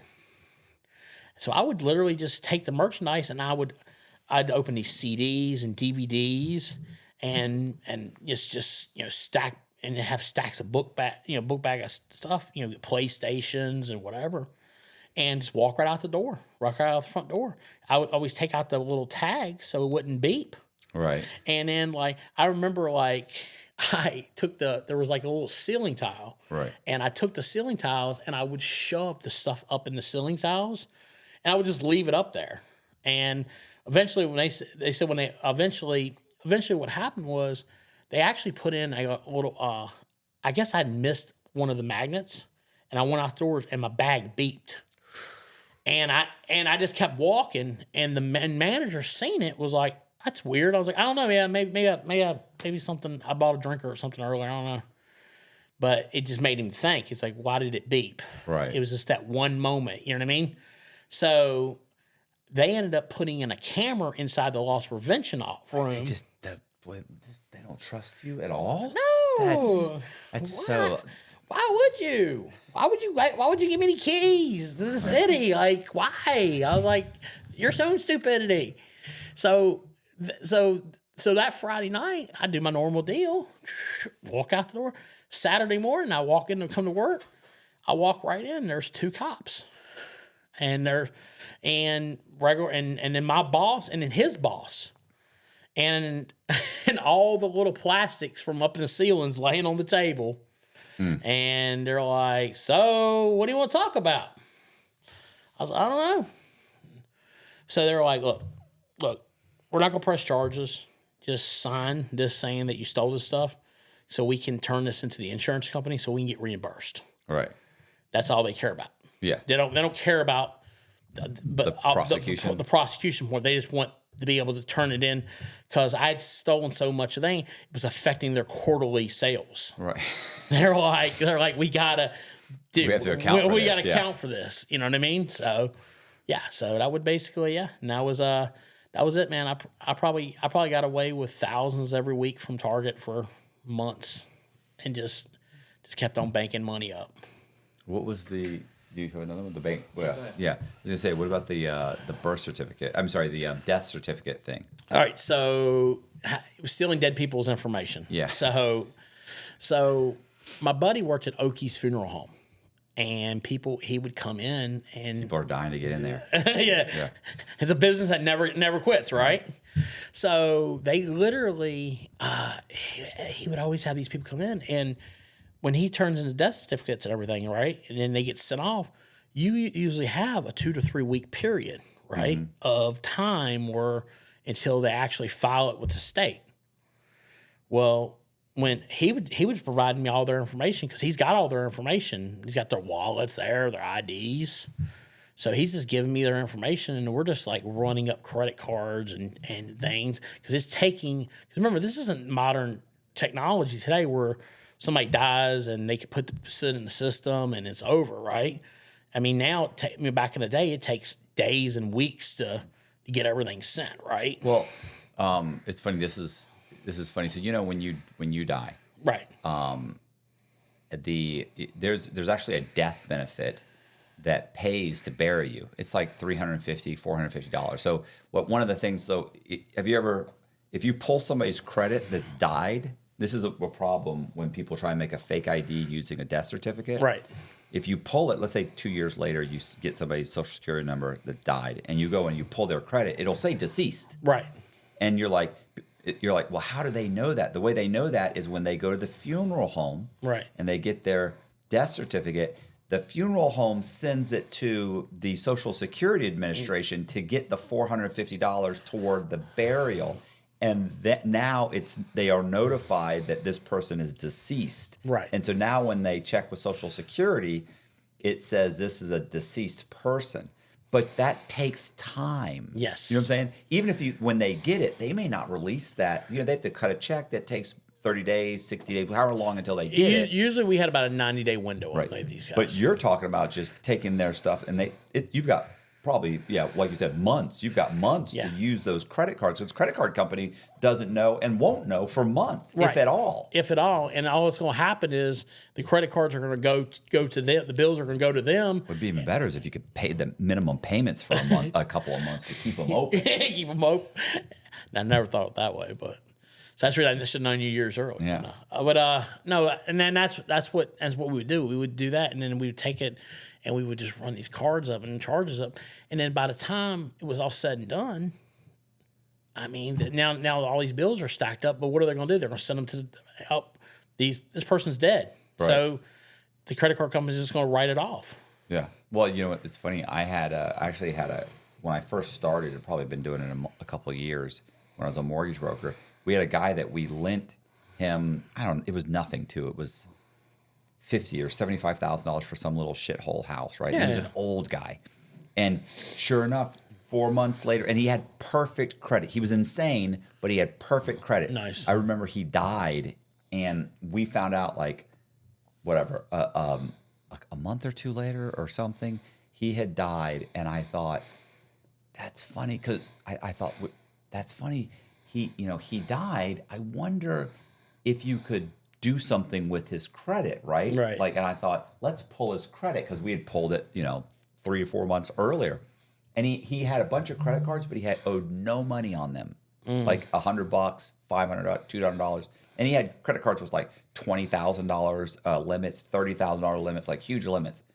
And so when we pulled his credit, we found out his kids ran up every one of his credit cards. Of course. $20,000. He has a $20,000 limit. He owes like $22,000. A $30,000 limit. He owes like $31,000. So we realized too that obviously what happened was his kids realized what happened and they ran up the credit cards. Oh yeah, exactly. I mean, and that's what we would do. I mean, with him working at Okies, I mean, we're getting literally the day they're dying, he's giving me their information. Yeah, they got plenty of time. Plenty of time.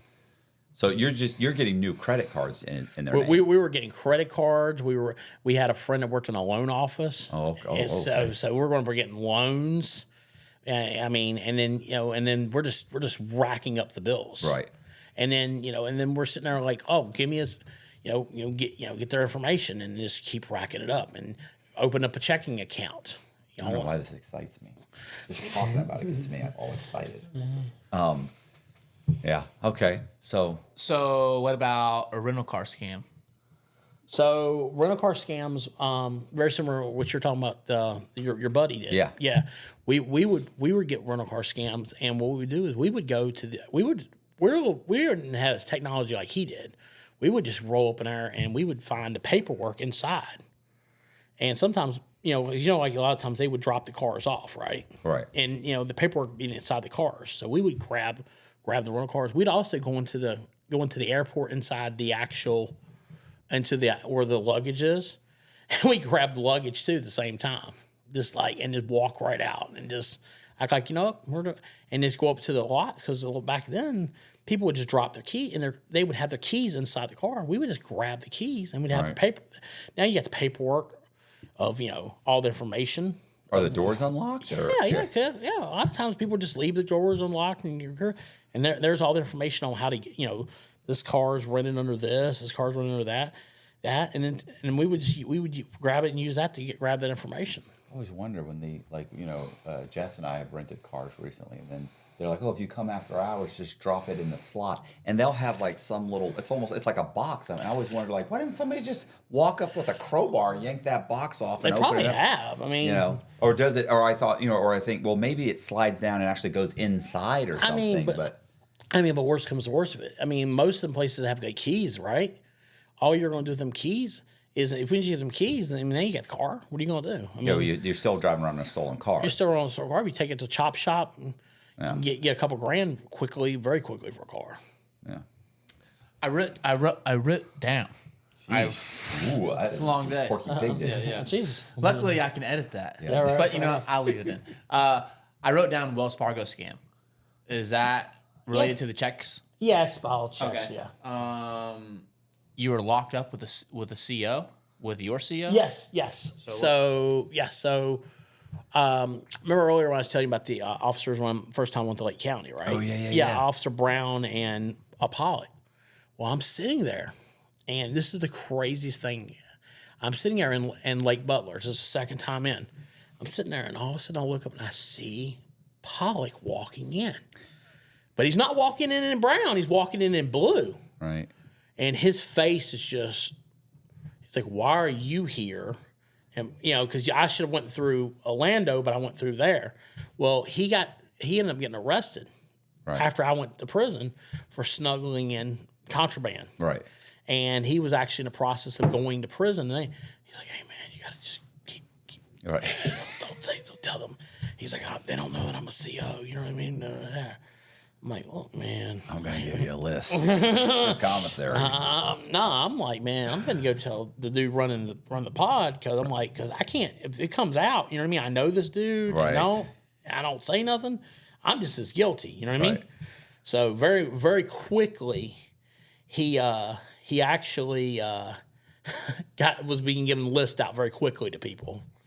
And he said, I just want to do my time. I don't want to go to Of course. Yeah. I'm one of you guys. I was bringing in the stuff. And they're like, nah, that's man. not how it works. Nah, brother. You go in that store first thing tomorrow morning. You were taking advantage of us. But the funny thing is when I started doing my YouTube shorts, right, like 6 months ago, right? 6-7 months ago, all of a sudden, I can share it to you guys. I'll send it to you guys so you guys can put it on the reel or whatever.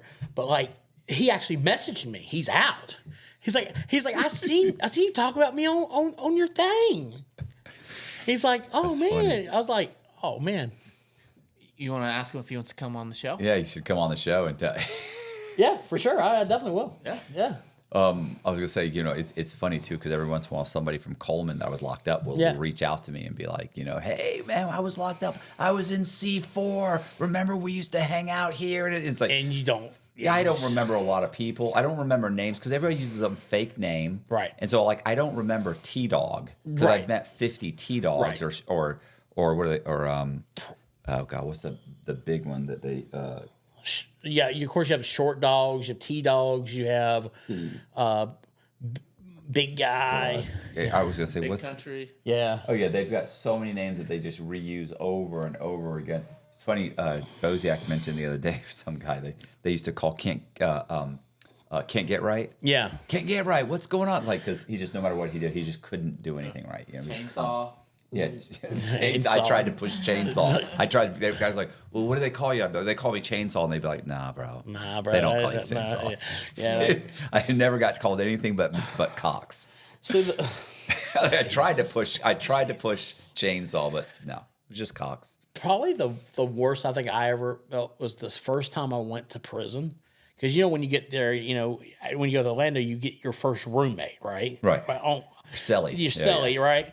And everybody's on transit. Like, you don't know when you're leaving. You don't know where you're on your camp and everything. And everybody's in the same boat. We're like trading. You're coming from the county. You're trading stamps for stuff, coffee and everything. Mm-hmm. And I walk in the cell. And he's like, oh, my name's T-Bone. I'm like, oh, fuck, here we go.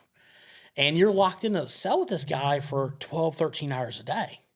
So I have to you have to be cordial and you have to listen to them, right? Even though they're like, well, he's telling you his bullshit. You know what I mean? It doesn't make sense. You know what I mean? Whatever. And so he's like telling me how he's like the king of Miami. He's the drug lord of Miami. He's got millions of dollars. And they caught me with 30 bricks of heroin. But I got a good lawyer, so I only got 2 years.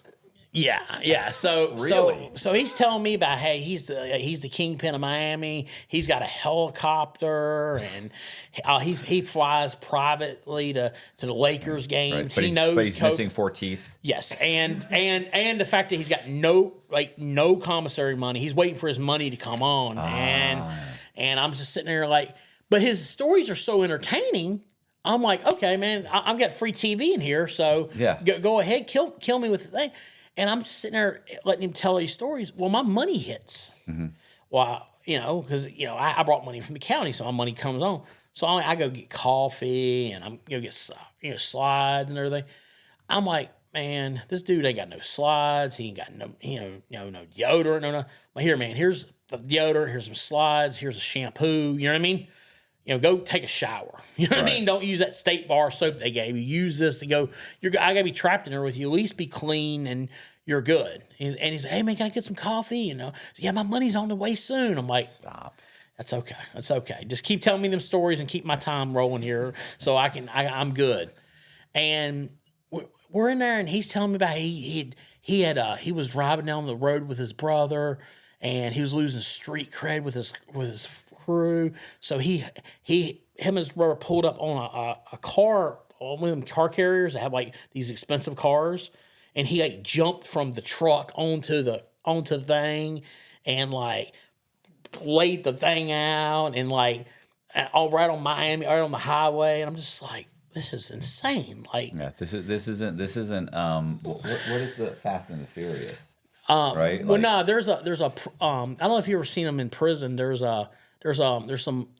books that are traditionally written by black authors that are urban novels. Urban novels, yes. Called Cartel. Hood books. Yes. And this guy was like basically reading from one of those as he's telling me the story. So I'm just like, a day or two goes by, and I'm hanging out with the white dudes downstairs. They're just like, yeah, what's up with your roommate? I was like, man, he's just a bug, man. Don't worry about him.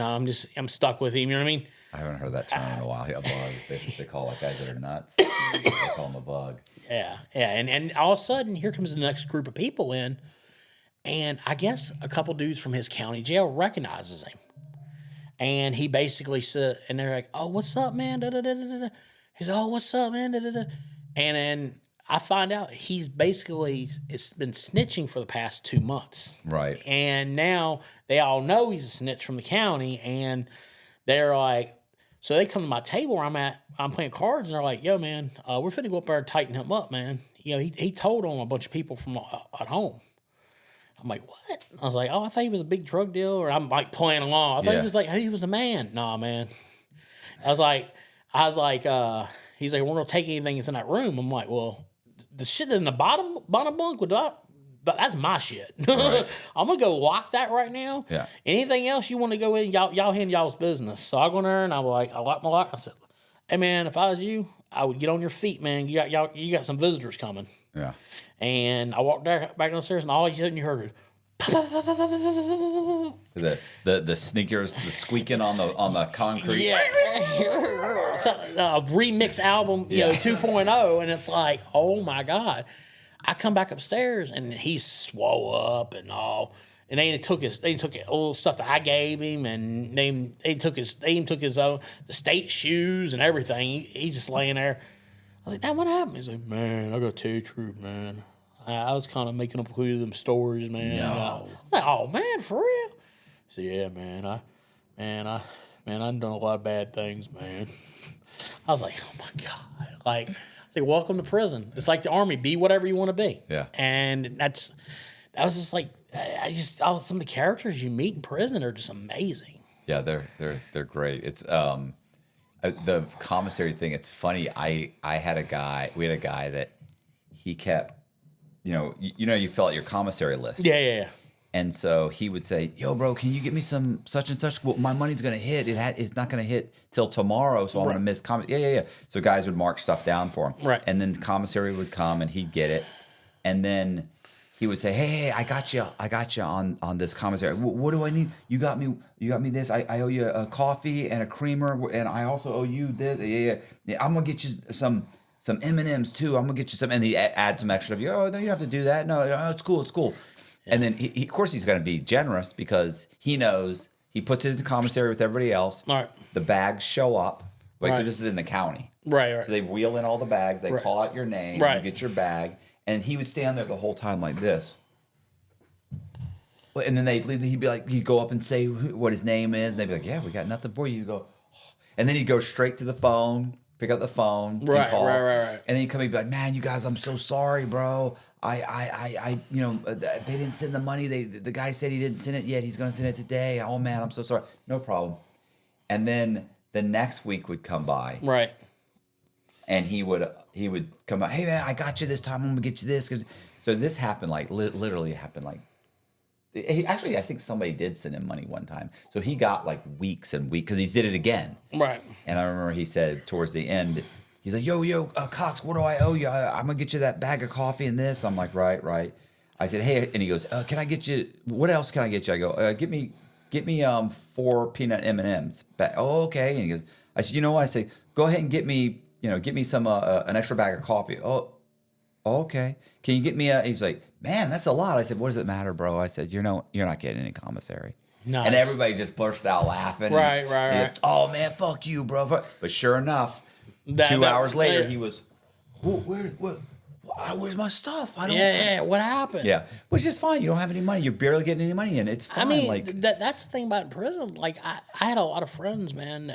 I was smart. I had money on the streets. Right. So I always knew surround myself with people. You know what I mean? But them kind of people are good to have because you need stuff done in prison. Yeah. I mean, that guy he'll probably these guys clean clothes. They do shoes. They'll clean your shoes.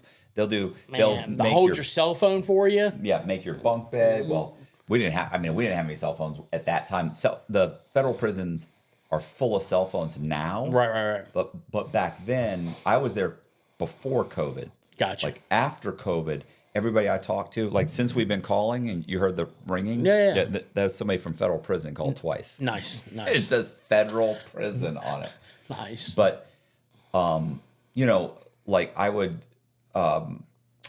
before COVID, well, after COVID, so many officers retired. Yeah. And they brought new officers in that don't really know anything, and so they get groomed and and the prisoners are going nuts. They can get away with anything. Why? Because there's no officers that really know how the system works or knows our little scam. So the prison I was in I'll bet you had 4 cell phones out of 2,000 guys. There were probably 4, and they were coveted. Now every time they do a sweep, they'll find 250 cell phones. For a couple thousand, or 300 cell phones. Every month or so, they're finding these guys making alcohol that hooch. None of that ever was happening when I was there. But they got a new staff, and the staff's bringing in stuff. Yeah. They're bringing in drugs. They're bringing in cell phones. They're bringing in all kinds of stuff that they're not supposed to. See, I guess it was different because, for state, because my 2 big stints was 05 to 08, and then from 2010 to 2014, right? And we were loaded with cell phones. Yeah, but the state, they don't get paid enough. Yeah. So the officers are supplementing what they're supplementing their income by bringing in a cell phone for $1,000 cell. It's an $80 cell phone. They're getting $1,000 for it. Right. So, but in the federal system, these guys were being paid so well, and because you have to think once they've been there 10, 15 years, these guys are making $80,000, $100,000 a year as an officer. It's not worth bringing in a couple cell phones. No. But when they get hired, they're being hired at like $35,000, and so they're supplementing that $35,000 by if once a month I bring in 2 cell phones, that's an extra $24,000 a year. Yeah. So that's that's worth it. It's worth the time, you know. I mean, because the guy. I mean, especially in the state. I mean, you can groom officers so easily. Like, I mean, you're just hanging out with them, buying them sodas, and it always struck me weird. Like you would be able to groom them like the easiest way by like oh, go get me a honey bun and a soda. Like, you want a shitty honey bun and a soda? Like, my cousin was was locked up with me, and one of the guards would constantly come to him and be like, "Yo, you got any Snickers?" He'd go, "Yeah, give me a Snickers." He'd go, "All right." He'd go get him a Snickers. But this was also like his room would get raided, and they'd take all of his stuff and they'd stick it in the mop room, which is locked. Right. And the next guard that came on, he would go, "Hey man, let me my place got hit." He'd go, "Can I get the key to the mop room so I can get a mop?" And he goes, "All right, here, go get it." You know, he'd be walking down the thing with all of his stuff. Yeah. One guy takes it, another guy gives it back because he's making friends with them. You know, I was never like that with the guards, but you know, I never really had any real money, and all the money I didn't buy a lot of stuff. Like, I wasn't trying to make myself comfortable. I was writing stories, and I had a different level of comfort where most guys are like just trying to keep themselves entertained and be relaxed. Yeah, I mean, until they get out. I mean, and you're using dark psychology on these guys. You know, you're gaslighting these guys up, and you know, and this is it's such a mind manipulation when you're with the guards. Everything is in prison. Yeah.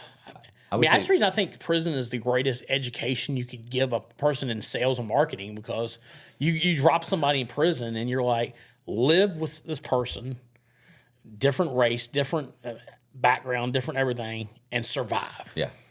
Well, you know, the other thing is prison is the only time most of these guys, like the white collar guys, and then you've got the street guys, that they're ever going to mix together. You got guys that are multimillionaires that are rooming with a guy that's a crackhead that's never left the state or really even his area. Right. And these guys are now spending hours a day talking. Like, that crackhead's never going to have the opportunity to talk to this guy. And this guy's talking to this crackhead who's sitting there, and he's like, "My God, your mother was what? Your father did, oh my God, like, what do you mean your cousin did this? How did you know?" Like, he's never met this guy before, and now he's trapped in a room. So you have that. I used to say it was the great equalizer. Right. Didn't matter how much money you had, you could still end up in a room for 2 years with a guy that doesn't have an education and has been a drug addict his entire life. Yeah, I mean that's the thing I don't know about the federal level, but the state level it is very much us versus them. It's the blue versus brown. It's, you know, you band together. You know what I mean? Like, I don't feel like it's that much like that. So here's the difference between the state system too, is that in the state system, it's my understanding is there's a lot of interaction with cops. With the guards, the prison guards. Yes. Like, there's lots of guards. Yes. They're all over the place. You're constantly having to interact with them. In the federal system, I could go a year and never talk to a guard. Like, I never, like, you're being counted. They don't talk to you when you're counted. There's no real interaction. Maybe they might mail call, but I could literally go 6 months to a year before I ever had to go and ask them for anything or say anything to. And when I say a year, it's only because once a year you had to meet with your counselor and your unit manager. And most of the time you walked in and, you know, they'd say, "Oh, you got 20-something years to go and you probably should be programming, but you don't have to worry about it right now. You got 20 years, so here, just sign off here." And you go, "All right." And you'd sign and you'd walk out. Yeah. Like, you don't have, but in the state system, there's all kinds of interaction. Oh yeah, I mean, I don't know if it is with the races, but like in Florida, like it's like, black and white work right along with each other. You know what I mean? Like in other states and like federal, I've heard it's very, segregated. You know what I mean? To a certain point. See, I think it obviously goes by the different prisons, obviously, because it was semi like that in the at the medium, but at the low, it definitely was not like that. Like gotcha. it was definitely like we're like probably one of the guys that I'd say, like, if a grown man can have a best friend, one of my best friends, I would say, Does that still got to bother you? It would bother me to this day if I looked down on my phone and was like federal prison. I'm like, fuck.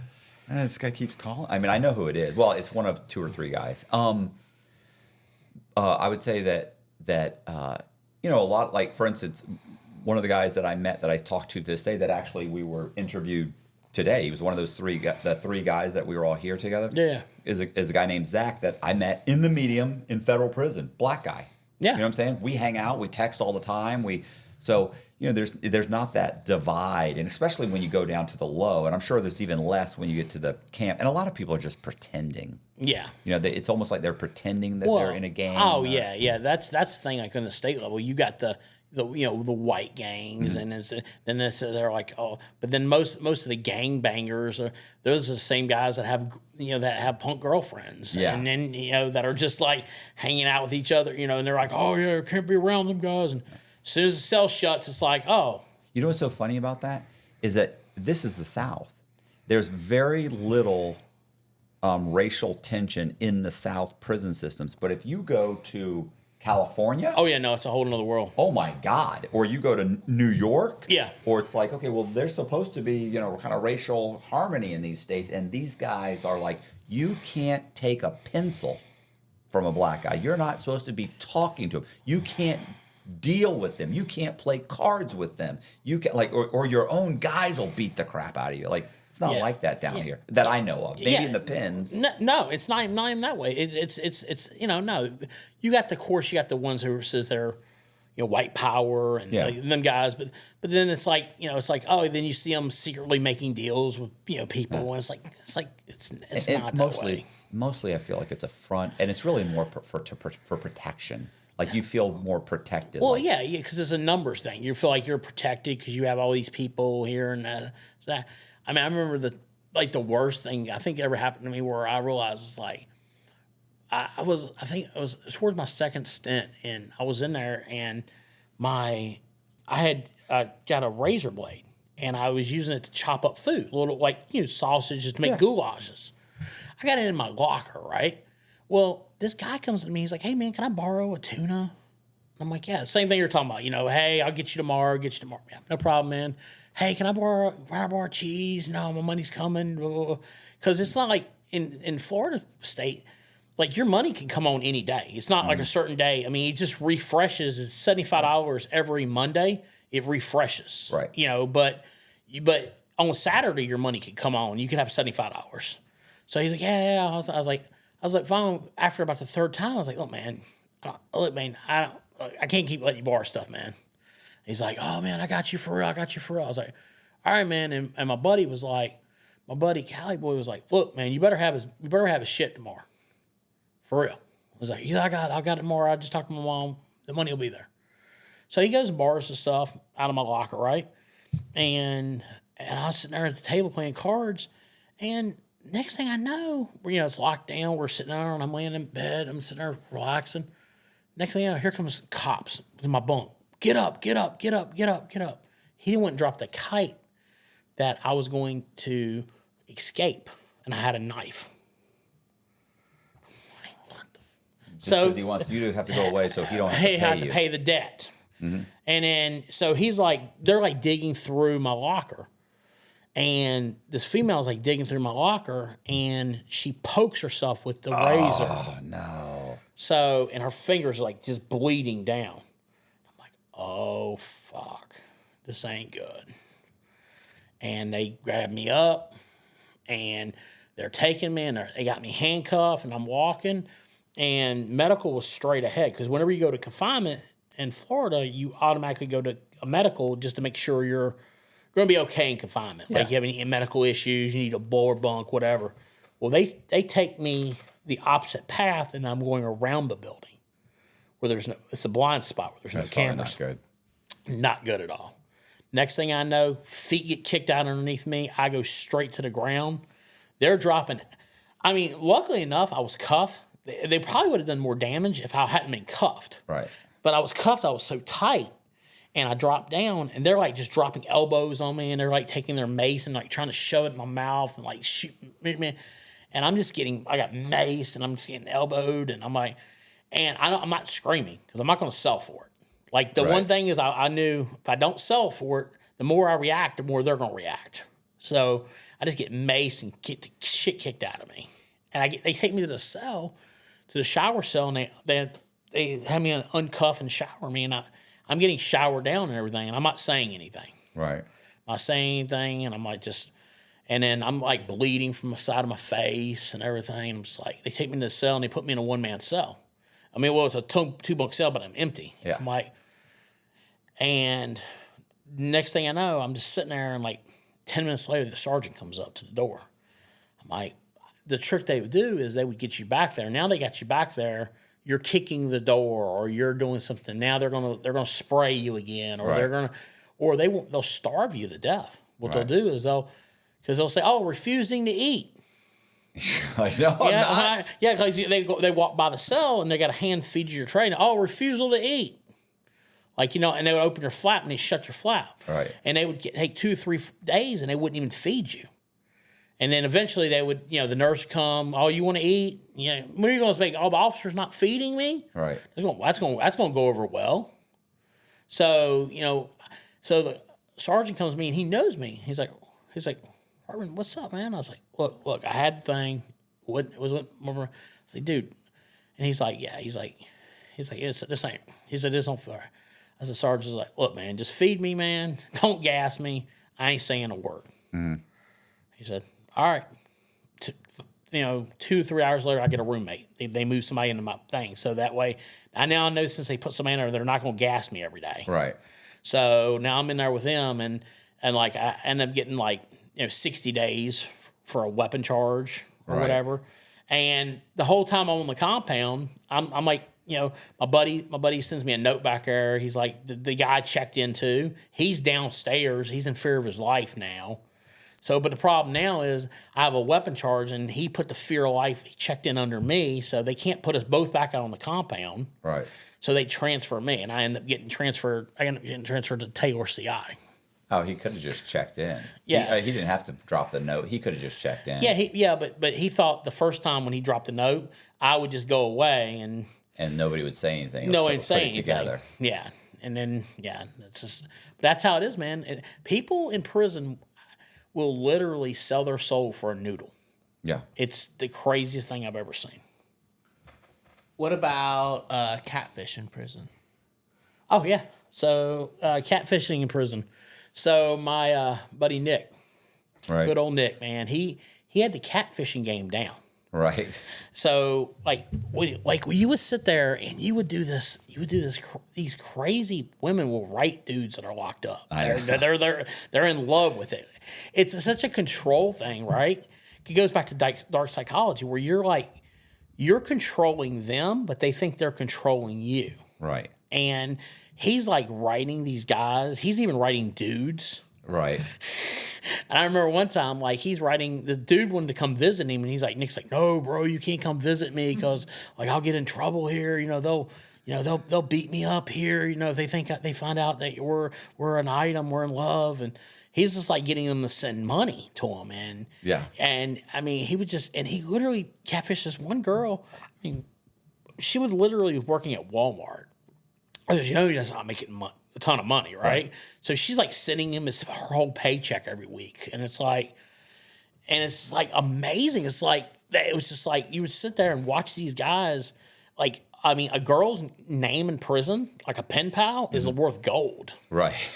And now they got websites you can get put on and all kinds of stuff. But it's like I remember there was these they would pass these girls around like pen pals, like they would be like, oh, so I mean the thing is That's the reason you always would, in state, I don't know how it's in federal, but you always tear your corner of your envelope off and you throw it away, like the return address. Oh, yeah. Yeah, because you don't want someone writing your people and stuff, right? Well, I even had a friend who was basically he was playing both sides of the fence in prison. He had a girlfriend in prison, and he had a wife on the outside, and he was like even. He was like telling the punk, "Oh, we're gonna get married," and when I got out, we'll leave my wife. So the punk goes and grabs the wife's address and writes a letter to her and tells him everything. I'm here with your husband every night. He talks about me. I knew your kids' names, and it's like this poor guy goes to visitation thinking his wife like starts snapping visitation, like they jumped over the table and was like literally choking him, it's like, what do you do? Like, why would you even put yourself in that position? I know. I was going to say, so the pen pal thing, so I was on a couple TV shows like American Greed and Dateline and stuff. Yeah. So I would get these letters from women would write me. Like I had a woman that had just gotten out of federal or got out of like state prison, and she's writing me like, I want to hook up with you. I want to learn from you. Your game was so tight. And I'm just like I can't write this person back. Like this person's insane. And sending like photographs of herself. And it's like, stop. I'm not interested. Yeah. But I had a guy that wrote me and said he loved my artwork, blah, blah, blah. But I knew he was gay because in the letter he mentioned going to following Madonna. He mentioned Madonna, that he had gone to this Madonna concert, and I take care of my grandmother full time, and I dressed up as Madonna for whatever. And then another time he's like, and next week I'm going to a Madonna. And I remember everybody that I let read the letter, they were like, this guy's mentioned Madonna 3 separate times in a 2-page letter. Yeah. And so they were like, what are you going to do? I said, and his whole thing was, I want to buy a painting from you. So I wrote back and I said, listen, bro, I get it. But I don't have access to paintings in here. Like there's paintings, but I said, to paint oil paintings, you would need, it's $400 or $500 just for the basic paint set. Plus you have to buy the canvases, and I can only build. The largest size you can get is whatever, because he's like, I want a 5 foot by 10 foot painting. It's like, you can't do any of that in here. Yeah. So I explained that and I sent it back. Then he writes back later and he's like, look, what can you do? And I was like, I mean, for probably $100, I can get like a watercolor pencil set. Yeah. And I can write on and get water paper and draw something for you. And he said, look, I'm going to send you, $100 to get the set. Well, the set was like $50. Like I spent maybe $50 on the whole thing. So I have 50 left over. So I actually draw something up. I actually drew something and I sent it to the guy like, here you go. Cause he gave me because it was an extra $50, whatever. And then he sends me another thing and says, look, I'd love, I'm so excited that you written me. So he's wanting to get something else from like, hey kid, is there any way you could this? And so my buddy, I'm like, I'm not going to write this guy. This is weird. And I remember my buddy Harold. What do you want to draw at your penis or something? He wanted me to keep sitting himself. So anyway, my buddy Harold, which was my cellie. Yeah. We're sitting there and he goes, this is like, what if this guy you going to keep this going? I said, no, I don't think so. I said, I might try and get another $100 or something, but I can't imagine. I don't know. I said, I don't think so. I said, it's feeling real creepy. Right. And I said, he keeps mentioning Madonna. This guy's clearly gay. He takes care of his grandmother. He's like a registered nurse. Like something's not right about this guy. Right. And he goes, well, if you keep it going, he goes, what if he wants to talk to you on the phone? And I went, I don't care if he pays for it. I'll talk to him on the phone. And he goes, well, what if he wants to come see you? And I went, I mean, if he'll buy me some food out of the locker or out of the vending machines, I said, I'll go to visit. Yeah, that's right. And he goes, what if he? I go, bro, I got a lot of time.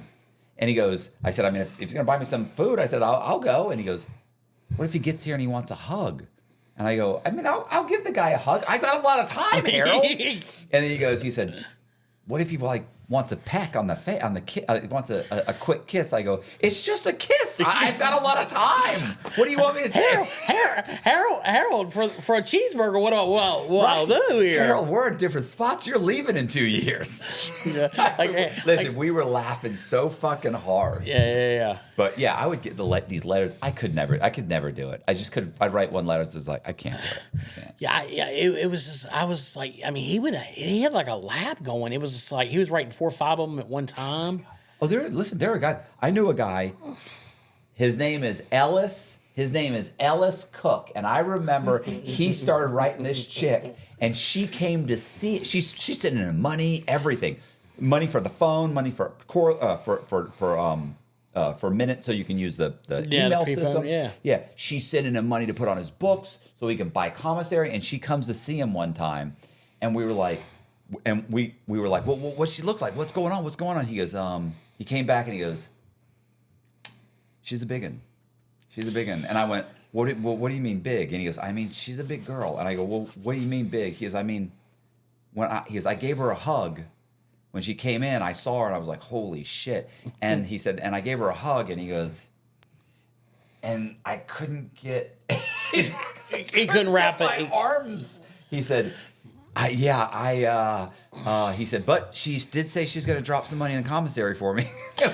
Hey man, it's. I'm telling you, man. People in prison they'll.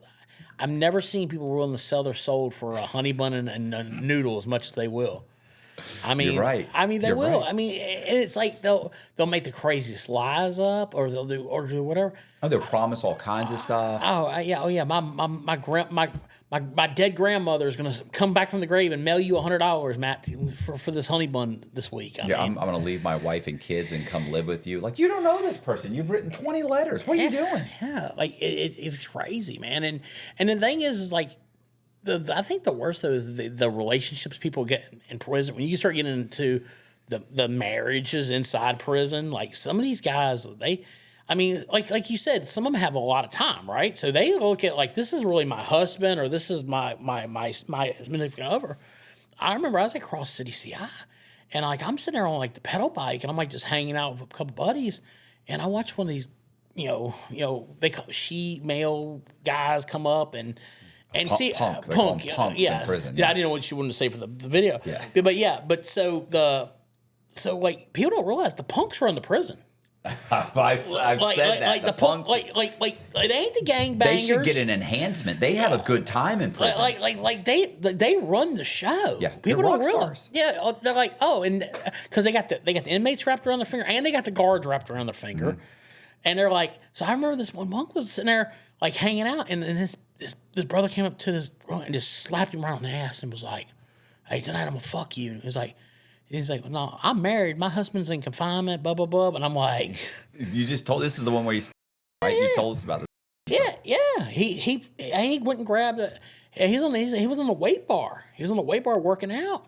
Next thing you know, he went and grabbed a knife and just hack. And what happened to that guy? What the punk? The punk. Oh, went to confinement. And he already had a life sentence. He had 2 double life sentences. Oh, okay. So what does it matter? What can you do? Okay, this is what you do. You kill somebody in Florida prison, like that, right? You stop somebody up if they don't. I mean, if you already got a double life sentence, what you're gonna happen? You're gonna get sent to either Santa Rosa, or you'll get sent to Florida State Penitentiary, and you'll go to closed management. You'll be in closed management 3 to 5 years. Mm-hmm. And then when you're done there, then you go back on the compound. Yeah, there's nothing you do. That's it. Like, what are you going to do? I mean, but now when you get people in closed management, there's been, because when they sent me to closed management, I was like, man, there's some dudes been back there 7, 8, 9 years. And like, that's a mind fuck. Yeah. To be in a small 1-man cell for 20 hours a day.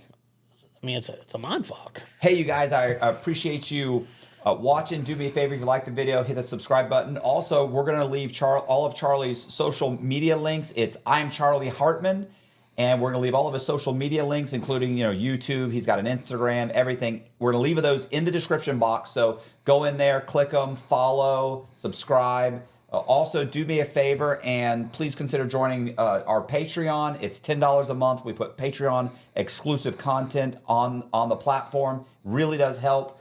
Colby and I make these videos. So once again, thank you very much for watching. See ya.